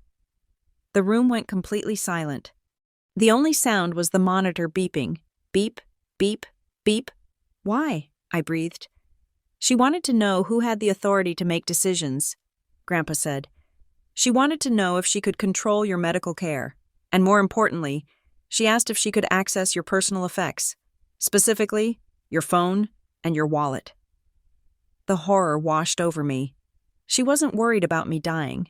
She was worried about me dying before she could secure the bank account. She wanted access to my phone to ensure the transfer went through, or to hide the evidence, or to make sure Grant didn't lock her out.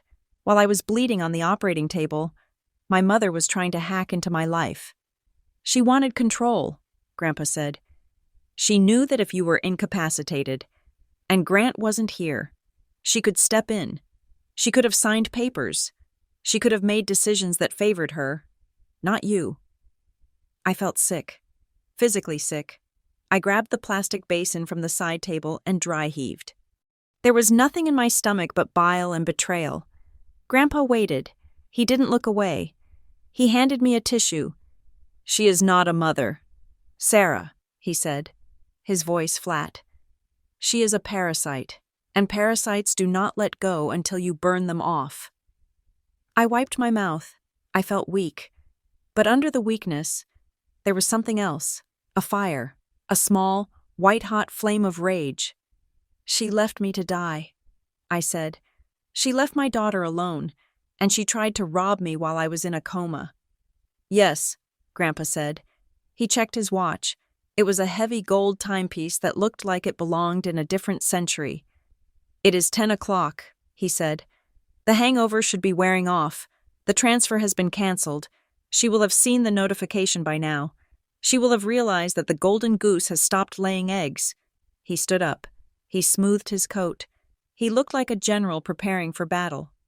"They are coming, Sarah," he said. "They are going to walk through that door with flowers and tears. They are going to blame Grant. They are going to blame the doctors. They will try to make you feel guilty for being in a wreck." He moved his chair. He positioned it not next to the bed, but in the corner of the room, slightly shadowed, where he had a clear view of the door but wouldn't be immediately seen by someone rushing in. He picked up the folder. "Let them come," he said. "Let them act their parts, but this time, they are not performing for a frightened daughter." He tapped the folder against his palm. "They are performing for a judge, and the court is now in session." The sound of clicking heels announced her arrival before the door even opened. It was a sharp, rhythmic staccato against the hospital linoleum, a sound I had been conditioned to associate with judgment. The door swung open, and there she was. Janet Mason stood in the doorway of the ICU, framed by the fluorescent lights of the hallway like a star on a stage. She looked impeccable. Her hair was blown out in soft, golden waves that did not move. Her makeup was flawless, the foundation smoothing over any hint of age or worry. Her lipstick a perfect shade of coral. She was wearing a tailored beige trench coat over a silk blouse, looking less like a mother visiting a trauma unit and more like a real estate agent arriving for an open house. In her hand, she held a small, crumpled gift bag from the hospital gift shop. I could see the tissue paper sticking out. It was the generic kind you buy when you realize you forgot a birthday 5 minutes before the party. "Sarah!" she gasped. Rushing to the side of the bed, she placed the bag on the tray table next to Grandpa's folder, completely ignoring the ominous stack of documents. "Oh, my poor baby. I came as soon as I heard." She reached out to touch my face, her hand smelling of expensive hand sanitizer and vanilla perfume. I flinched. It was a small movement, involuntary, but she noticed. Her eyes narrowed for a microsecond before returning to the mask of maternal concern. "I have been worried sick," she said, pressing a hand to her chest. "I haven't slept a wink. I told your father." "Drive faster. Gordon, our baby is in trouble." From the corner of the room, a voice cut through the performance like a guillotine blade. "You came as soon as you heard?" Mom froze. She spun around, her heels screeching slightly on the floor. She hadn't seen him sitting in the shadows. Grandpa Pierce remained seated, his hands resting on the head of his cane. He looked at her with an expression of utter, terrifying calm. "Hello, Janet," he said. "Dad?" Her voice went up an octave. It wasn't happiness. It was the sound of a burglar realizing the homeowner is sitting in the dark with a shotgun. What? What are you doing here? I am asking you a question, Grandpa said. He lifted his left hand and tapped the face of his gold watch. You said you came as soon as you heard. Grant called you at 9:50 last night. It is now 10:15 in the morning. That is a gap of 12 hours and 25 minutes. Mom blinked rapidly. She looked from him to me, then back to him. Her brain was calculating, spinning, looking for the angle. Well, it was chaotic, she stammered, smoothing the front of her coat. Grant was hysterical on the phone. We couldn't understand him. We didn't know which hospital. We thought it was just a minor fender bender. He told you I was in surgery, I said. My voice was weak, but it was steady. He told you they were cutting the baby out. Mom turned to me, her face softening into a condescending smile. Oh, Sarah, you know how men are. They panic. Grant always makes a mountain out of a molehill. I didn't want to rush down here in the middle of the night and cause a scene for nothing. You know how much I hate hospitals. The germs. The door opened again. Slower this time. My father, Gordon, walked in. He looked 10 years older than he had at the barbecue. His shoulders were slumped. His jacket was wrinkled, and his eyes were red-rimmed and watery. He wasn't wearing a mask of perfection. He looked like a man who had been dragged here against his will. Sarah, he whispered. He didn't come to the bed. He stood by the door, wringing his hands. Are you okay? Is the baby okay? She is in the NICU. Dad, I said. She is 3 pounds. He flinched as if I had hit him. I wanted to come, he mumbled, looking at the floor. Last night, I told her we should come. Gordon, stop it, Mom snapped, shooting him a warning look. Don't upset her. She needs rest. No, Grandpa Pierce said, standing up. The movement was slow but powerful. He rose to his full height, leaning on his cane, and suddenly the room felt very small. Let him speak, Janet. Dad looked at Grandpa, then at Mom, then at me. He looked terrified, but then he looked at the monitors beeping beside my head, and something in him broke. I heard the call, Dad said, his voice trembling. I was standing right next to you at the party. Janet. Grant was screaming so loud I could hear him through the phone. He said Sarah was dying. He begged you. Gordon, Mom hissed. You told him you were busy, Dad continued, tears spilling onto his cheeks. You said, call me tomorrow, and then you hung up and ordered another martini. The silence that followed was absolute. Mom's face went rigid. The mask slipped completely, revealing the cold, hard calculation underneath. She realized the concerned mother act wasn't working. So she switched tactics instantly. She went on the offensive. So what? She spat, turning on Dad.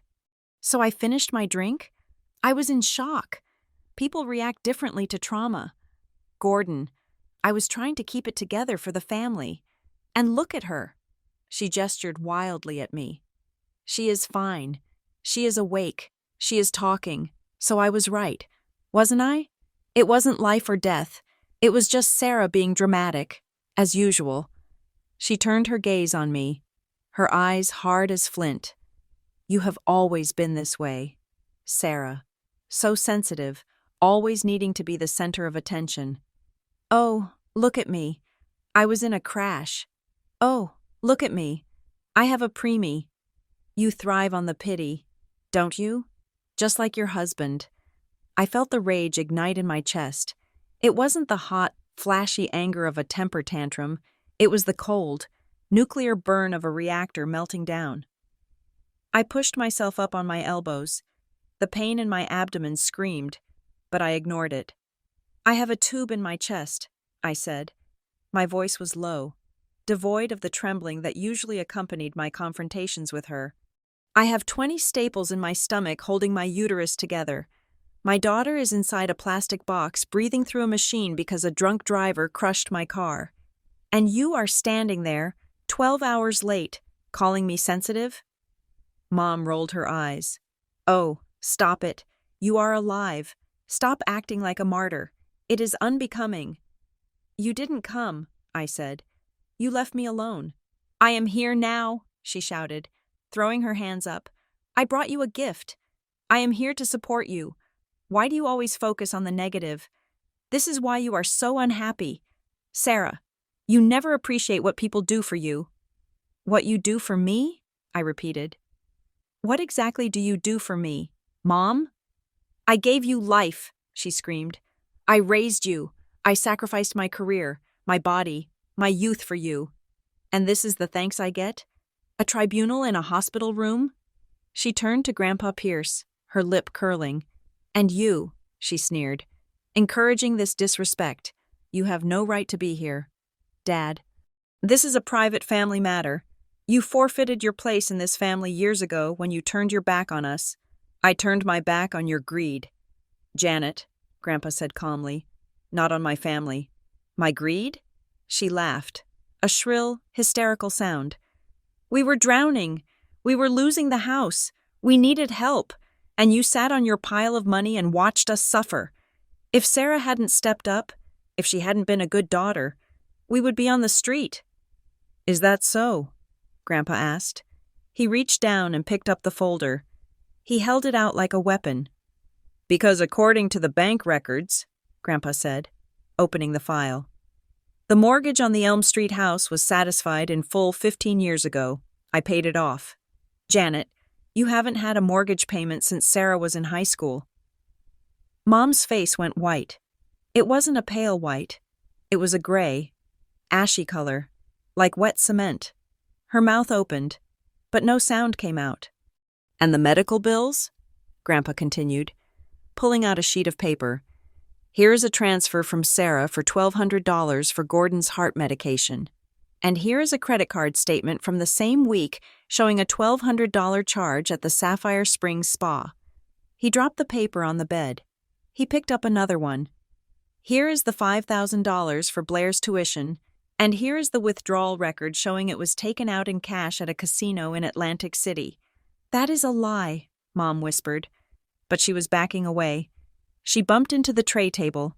The gift bag fell over, spilling out a cheap, plush teddy bear with a price tag still on it that said, Get well soon, $9.99.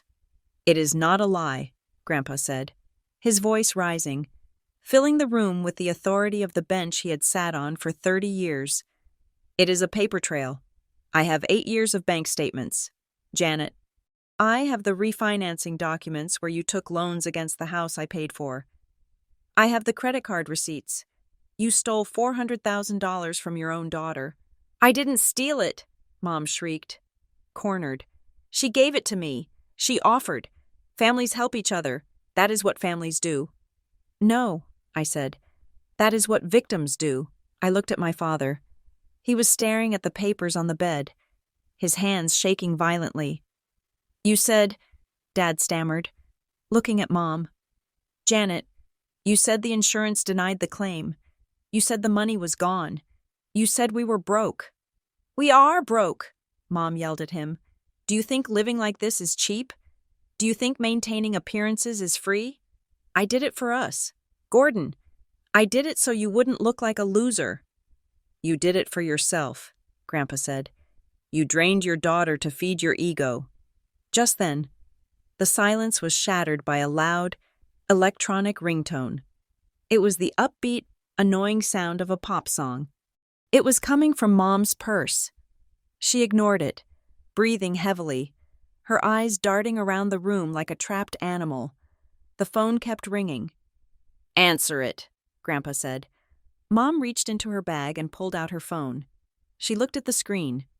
It is Blair, she muttered. She tried to decline the call, but her thumb slipped.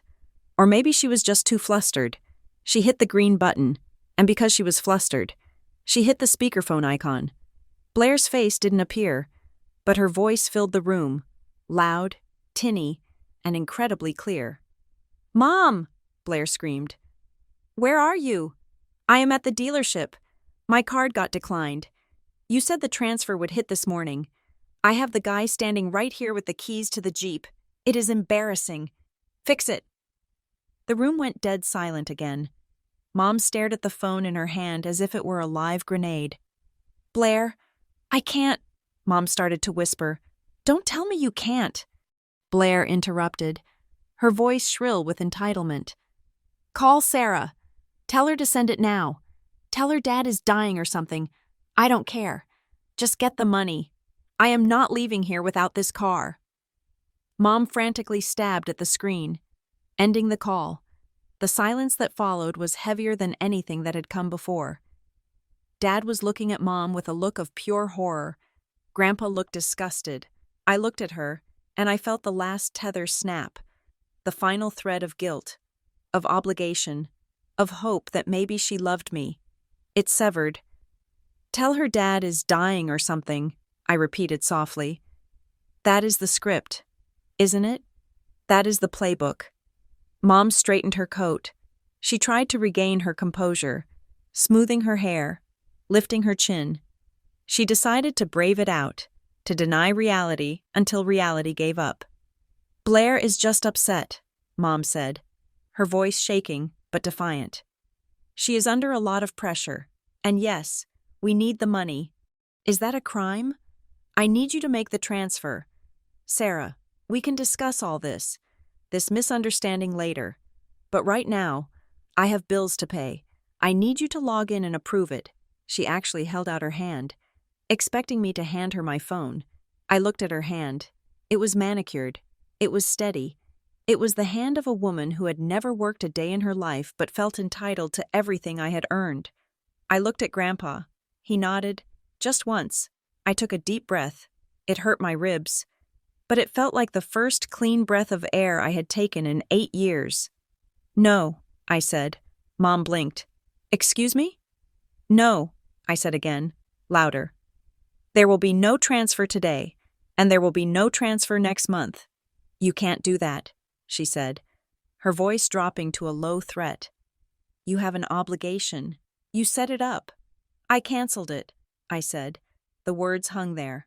I canceled it. I logged in this morning, I said, my voice ringing with a power I didn't know I had. I canceled the recurring payment. I canceled the authorization. I removed you as a beneficiary. Mom stood there, frozen. She looked like a statue made of ice that had just been hit with a hammer. The cracks were forming, spreading. You what? She whispered.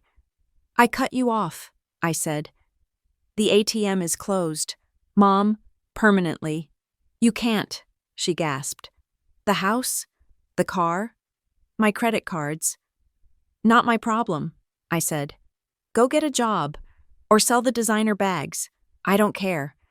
She stared at me, and for a moment, I saw pure, unadulterated hatred in her eyes. It was ugly. It was the look of a parasite realizing the host was fighting back. But then, her eyes shifted. It was a reflex, a survival instinct. She looked away from me, the dried-up well, and her gaze landed on the man standing in the corner. She looked at Grandpa Pierce. She looked at his suit. She looked at his gold watch.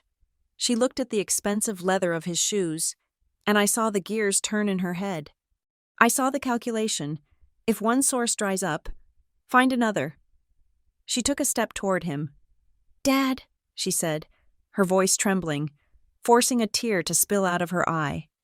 Dad, please, you see what she is doing to me? She is vindictive. She is trying to ruin us. You can't let her do this. You are a man of honor. You have so much. Surely you can help your own daughter?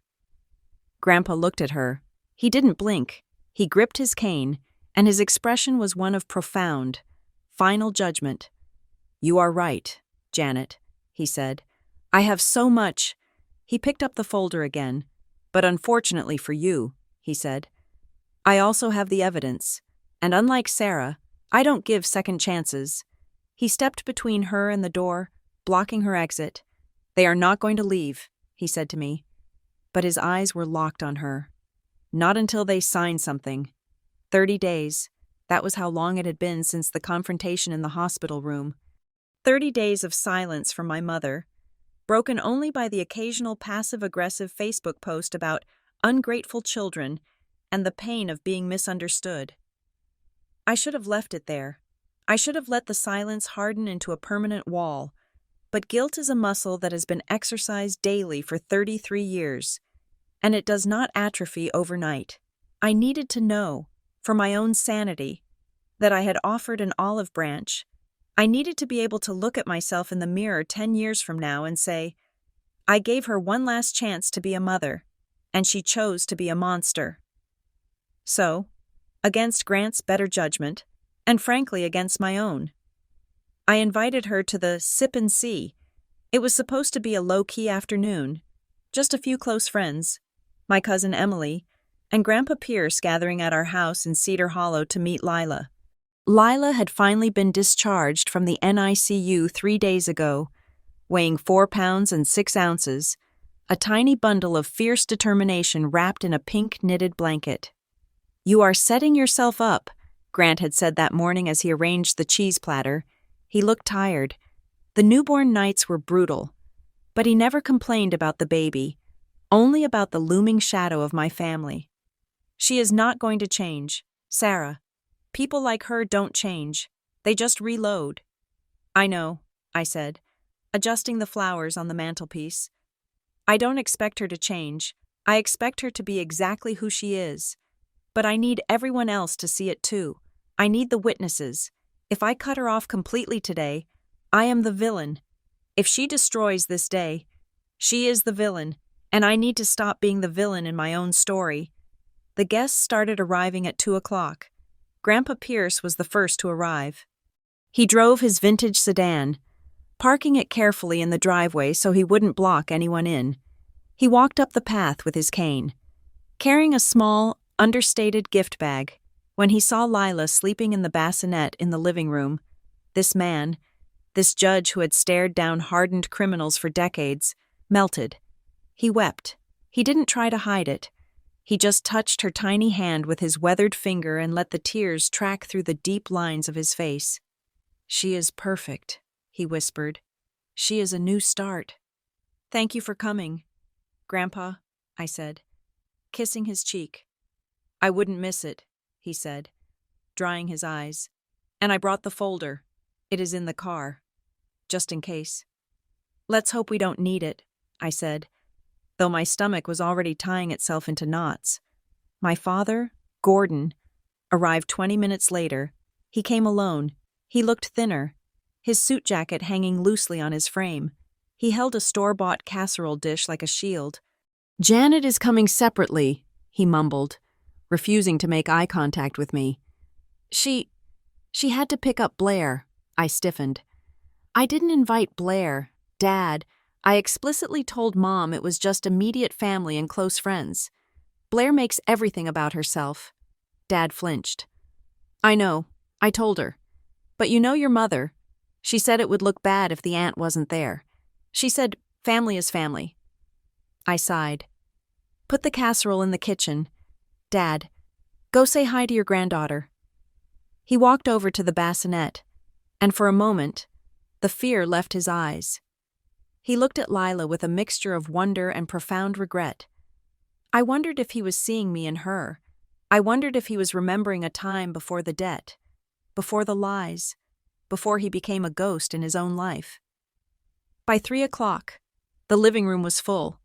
My friend Dave, a tech wizard who worked in audio engineering, had set up a playlist of soft indie acoustic covers. The mood was warm, smelling of cinnamon tea and fresh pastries. People were cooing over Lila. Grant was pouring drinks, and for a moment, it felt like a normal, happy life. Then the front door slammed open. It wasn't a knock. It was an entrance.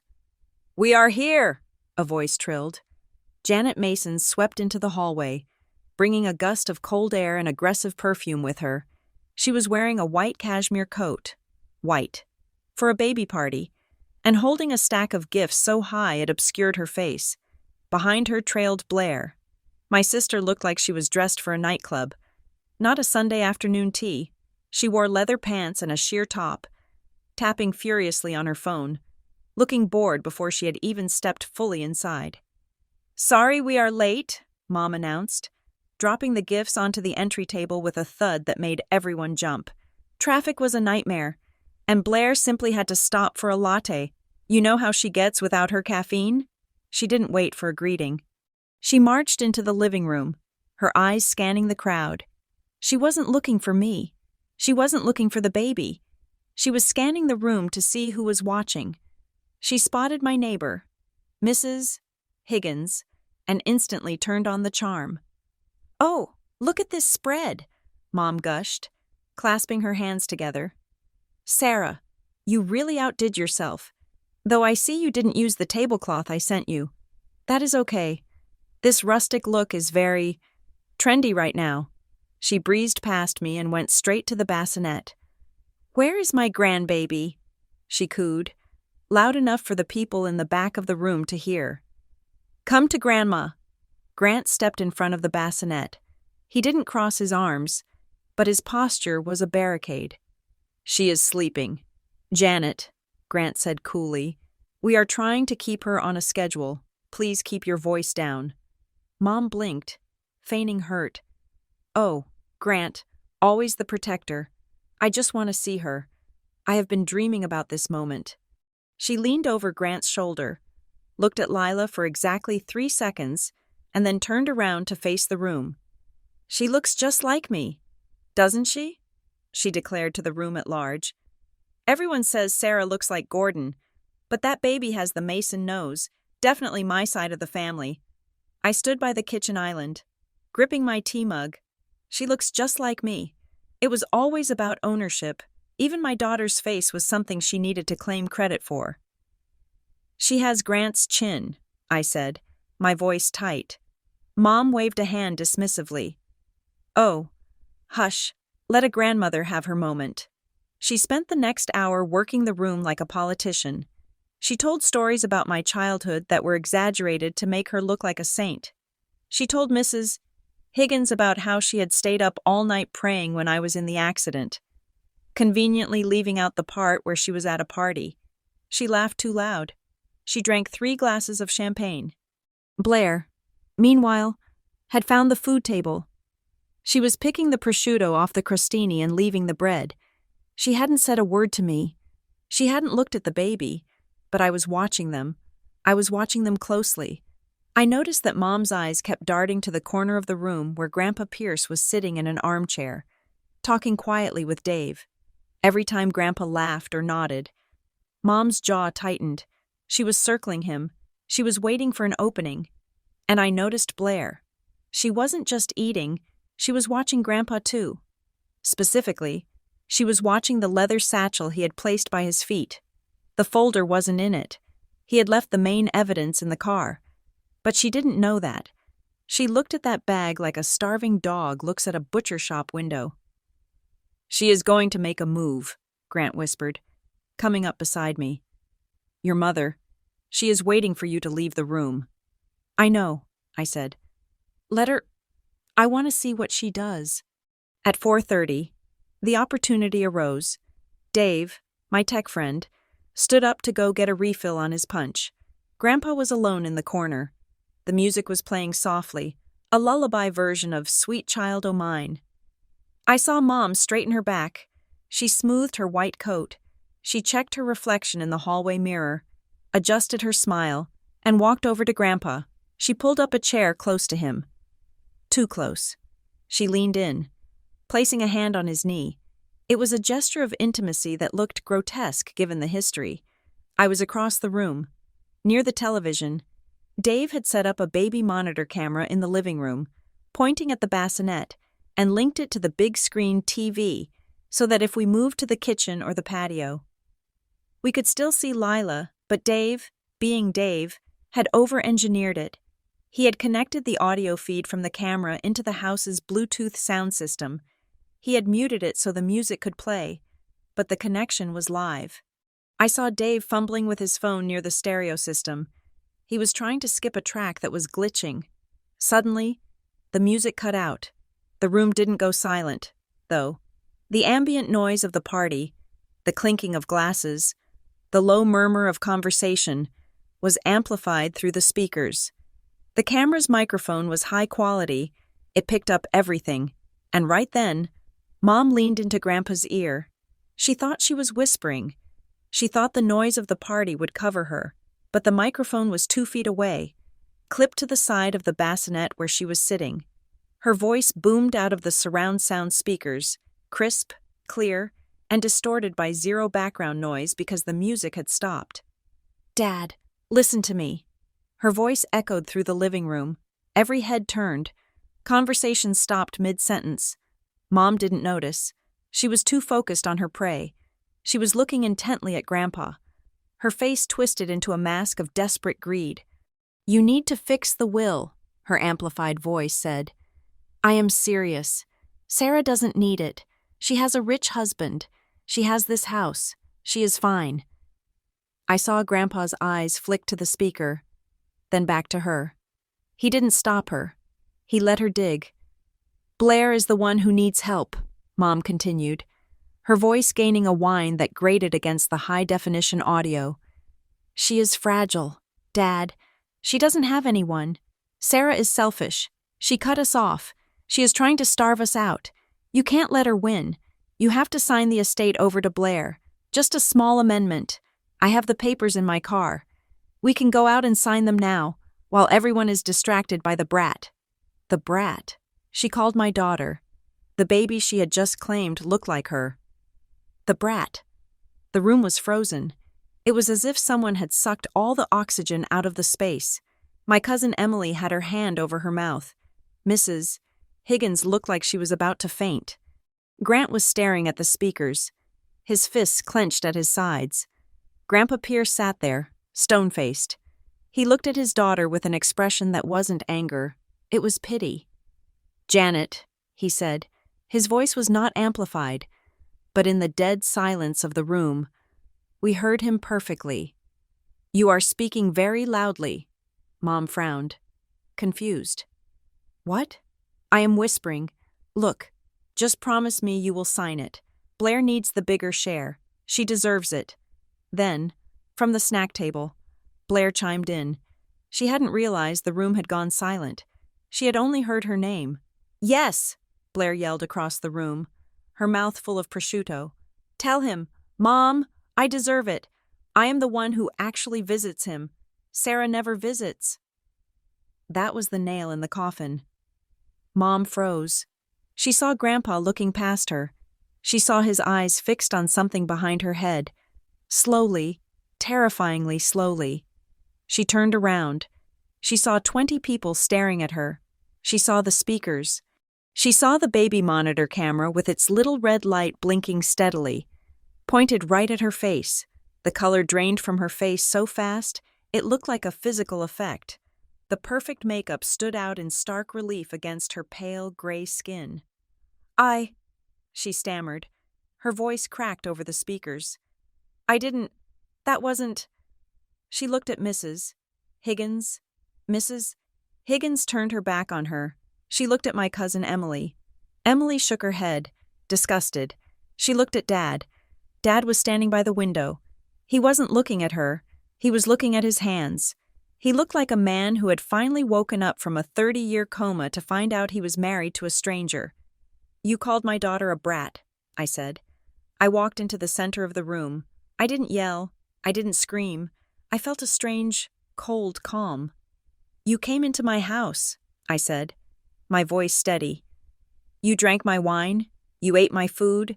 You pretended to be a grandmother. And the whole time, you were just waiting for a chance to corner an 80-year-old man and beg for money." "It is not what it sounded like," Mom cried. Standing up, she reached for Grandpa's arm, but he pulled away sharply. "We were just talking business. It is complicated. You don't understand estate planning. Sarah." "I understand theft," I said, "and I understand betrayal." "I deserve that money," Blair screamed, throwing a napkin on the floor. The mask was off her, too. "You have everything, Sarah. You always had everything. Good grades, the good job, the perfect husband. What do I have? I have nothing. It is not fair." "You have nothing because you do nothing," Grant said, stepping up beside me. "Sarah worked for 18 years to get here. You have never worked a day in your life. Mom! Blair whined, stomping her foot like a toddler. Make them stop. They are humiliating me. Mom looked around the room. Desperate for an ally, she saw none. Her social proof had evaporated. Her perfect family narrative was shattered on the floor like a dropped vase. She turned back to Grandpa. She decided to play her last card, the guilt card. Dad, she sobbed, tears flowing freely now, real tears of frustration, not sadness. Please, don't let them do this to me. I am your daughter. I am your little girl. I made a mistake. I am so scared of being poor. Please, just help me one last time. Grandpa Pierce stood up. He didn't need his cane to rise this time. He stood tall, smoothing his suit jacket. He looked at the room full of witnesses. He looked at the camera that was still recording. Janet, he said. His voice was not loud, but it carried the weight of a final verdict. You are not scared of being poor. You are scared of being irrelevant. He picked up his satchel. You asked for a private conversation, he said. You wanted to whisper in corners. You wanted to hide in the dark. He looked at me, then at the guests. Good, he said, because now that everyone is listening, there is no need to whisper anymore. He walked over to the center of the room, standing next to me. I wasn't going to do this today, Grandpa said to the room. I wanted this to be a happy occasion. But since the defendant has insisted on opening the case, let us finish it. He looked at Mom, who was trembling. You want to talk about the will? You want to talk about who deserves what? Grandpa asked. Fine. Let's talk about the house on Elm Street. Let's talk about the $400,000. No, Mom whispered. Dad, don't. Not here. Please. Stay, Grandpa commanded the guests, raising a hand. No one moved. No one wanted to leave. They were witnessing the disintegration of a lie that had lasted decades.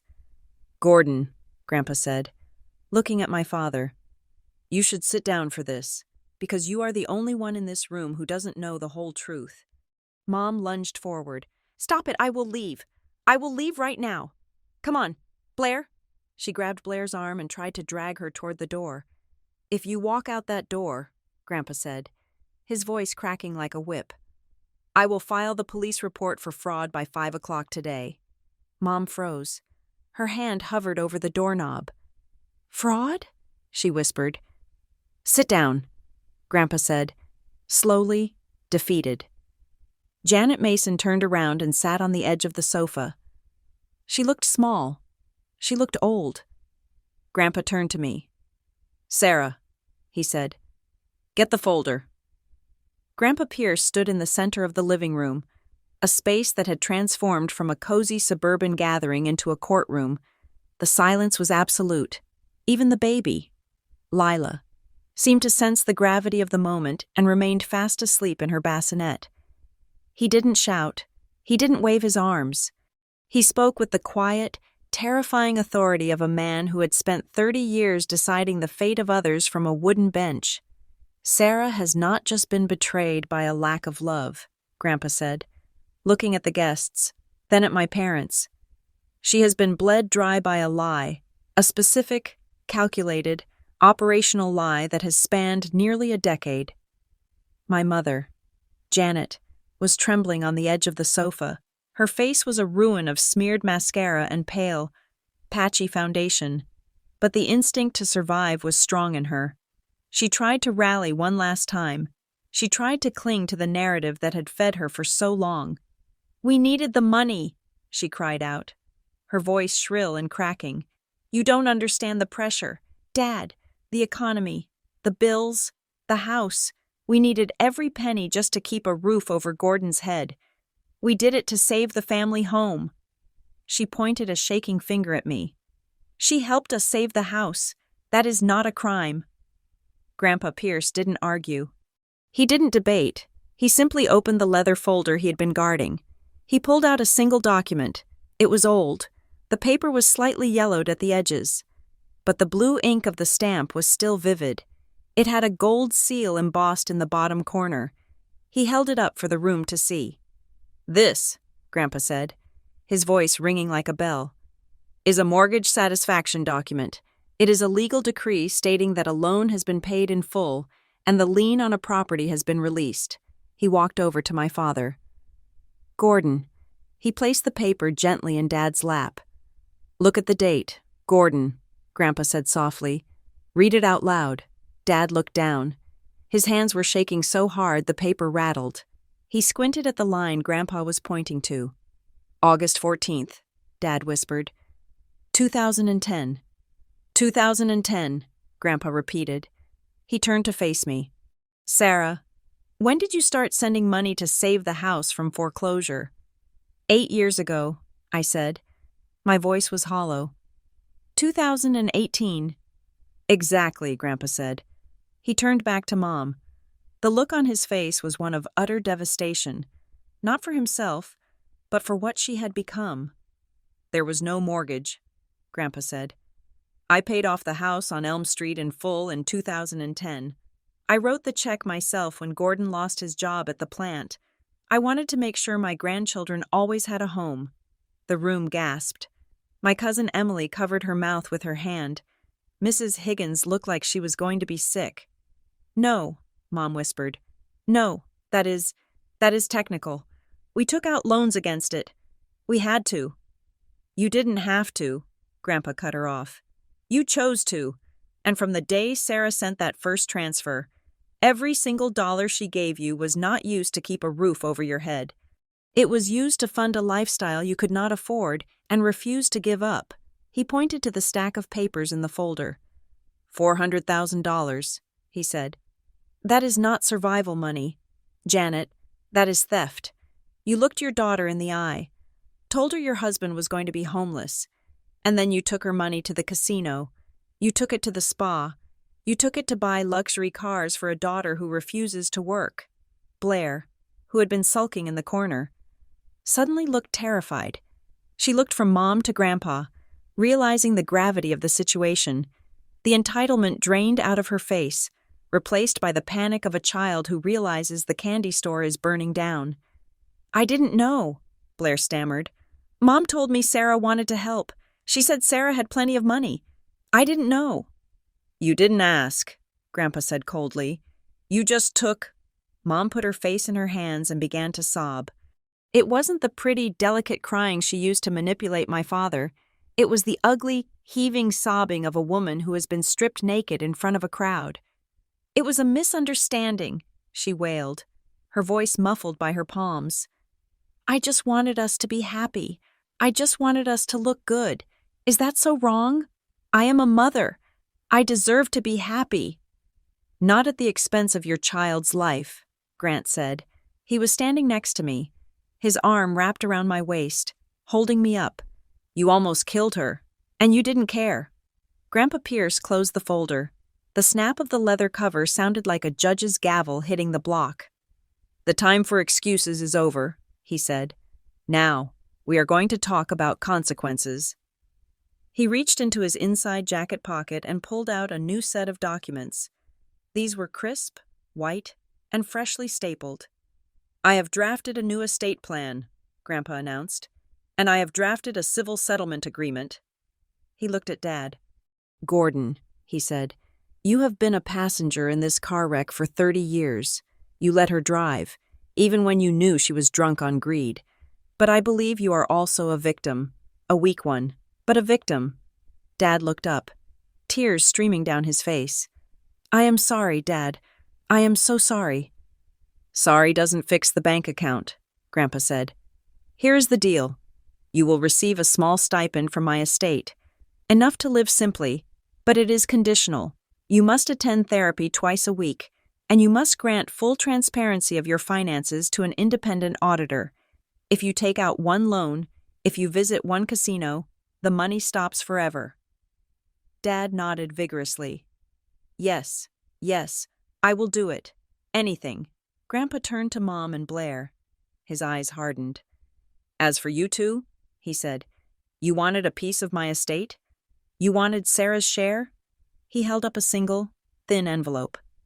"This," he said, "is what you get." Mom reached out a trembling hand and took it. She opened it. Inside was a check. She stared at it. $5,000? She whispered. "That is for moving expenses," Grandpa said, "because you are going to sell the house on Elm Street." "Sell the house?" Mom shrieked. "You can't make me. It is my house." "It is a house bought with my money and maintained with Sarah's stolen wages," Grandpa said. "You will sell it. You will use the proceeds to pay back a portion of what you took from Sarah. And then, you and Blair are going to find jobs. Real jobs." "I can't work," Blair cried. "I have anxiety. I am an influencer." "Then influence someone to hire you," Grandpa said. "Because the free ride is over. If you attempt to contact Sarah, if you attempt to ask her for a single penny, I will unseal the evidence in this folder and I will hand it to the district attorney. That is not a threat. Blair, that is a promise." The room was deadly silent. The weight of the ultimatum hung in the air. It was total defeat. Grandpa turned his back on them. He walked over to me. He handed me a heavy bound document and a small silver key.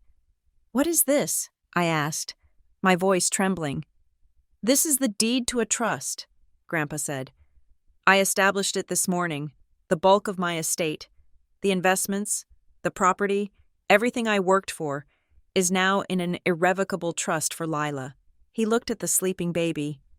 "You and Grant are the trustees," he said. "You control it, no one else. This money is to ensure that my great-granddaughter never has to be afraid of the future. She will go to college. She will travel. She will be free." He closed my fingers around the key. "And this," he said, "is the key to my safety deposit box. It contains the originals of all these proofs. You hold the truth now. Sarah." He placed his hands on my shoulders and looked me in the eyes. "You spent 8 years begging these people to love you," he said gently. "You bought their affection. You paid for their attention. But you don't need to buy what is already yours." He gestured to Grant, who was looking at me with fierce pride. He gestured to the friends in the room who had stood by me. "Real love doesn't send an invoice, Sarah," Grandpa said. "You don't need to ask anyone to love you anymore. You just need to protect the people who actually do." I felt the tears finally spill over, but they weren't the hot, stinging tears of frustration. They were the cool, cleansing tears of relief. I looked at the key in my hand. It felt heavy. It felt like an anchor. "Thank you," I whispered. Behind us, Mom stood up. She wiped her face. She smoothed her coat. Even in defeat, she couldn't let it go without one final sting. She couldn't leave without trying to draw blood one last time. She walked to the door, Blair trailing behind her like a beaten puppy.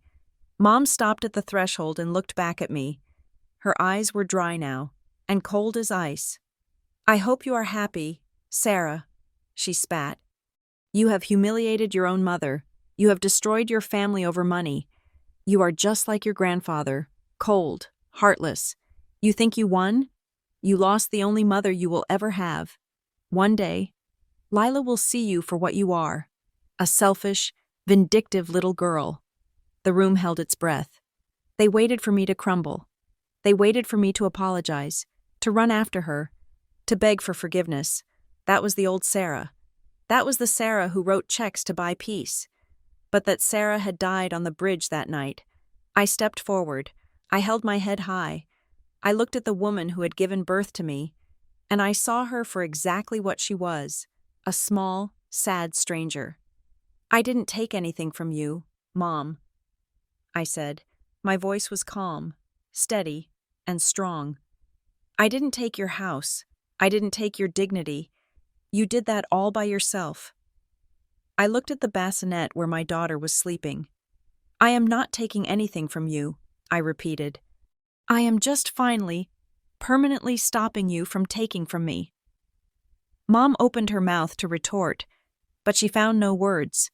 She looked around the room and saw only closed faces. She saw the wall of judgment she could not charm her way through. She turned and walked out the door. Blair followed. The front door clicked shut. The sound was final. It was the period at the end of a very long, very painful sentence. For a moment, no one moved. Then, Lila shifted in her sleep and let out a small, soft sigh. Grant pulled me into his arms. Grandpa Pierce put a hand on my shoulder. I looked at them. My husband, my grandfather, my daughter.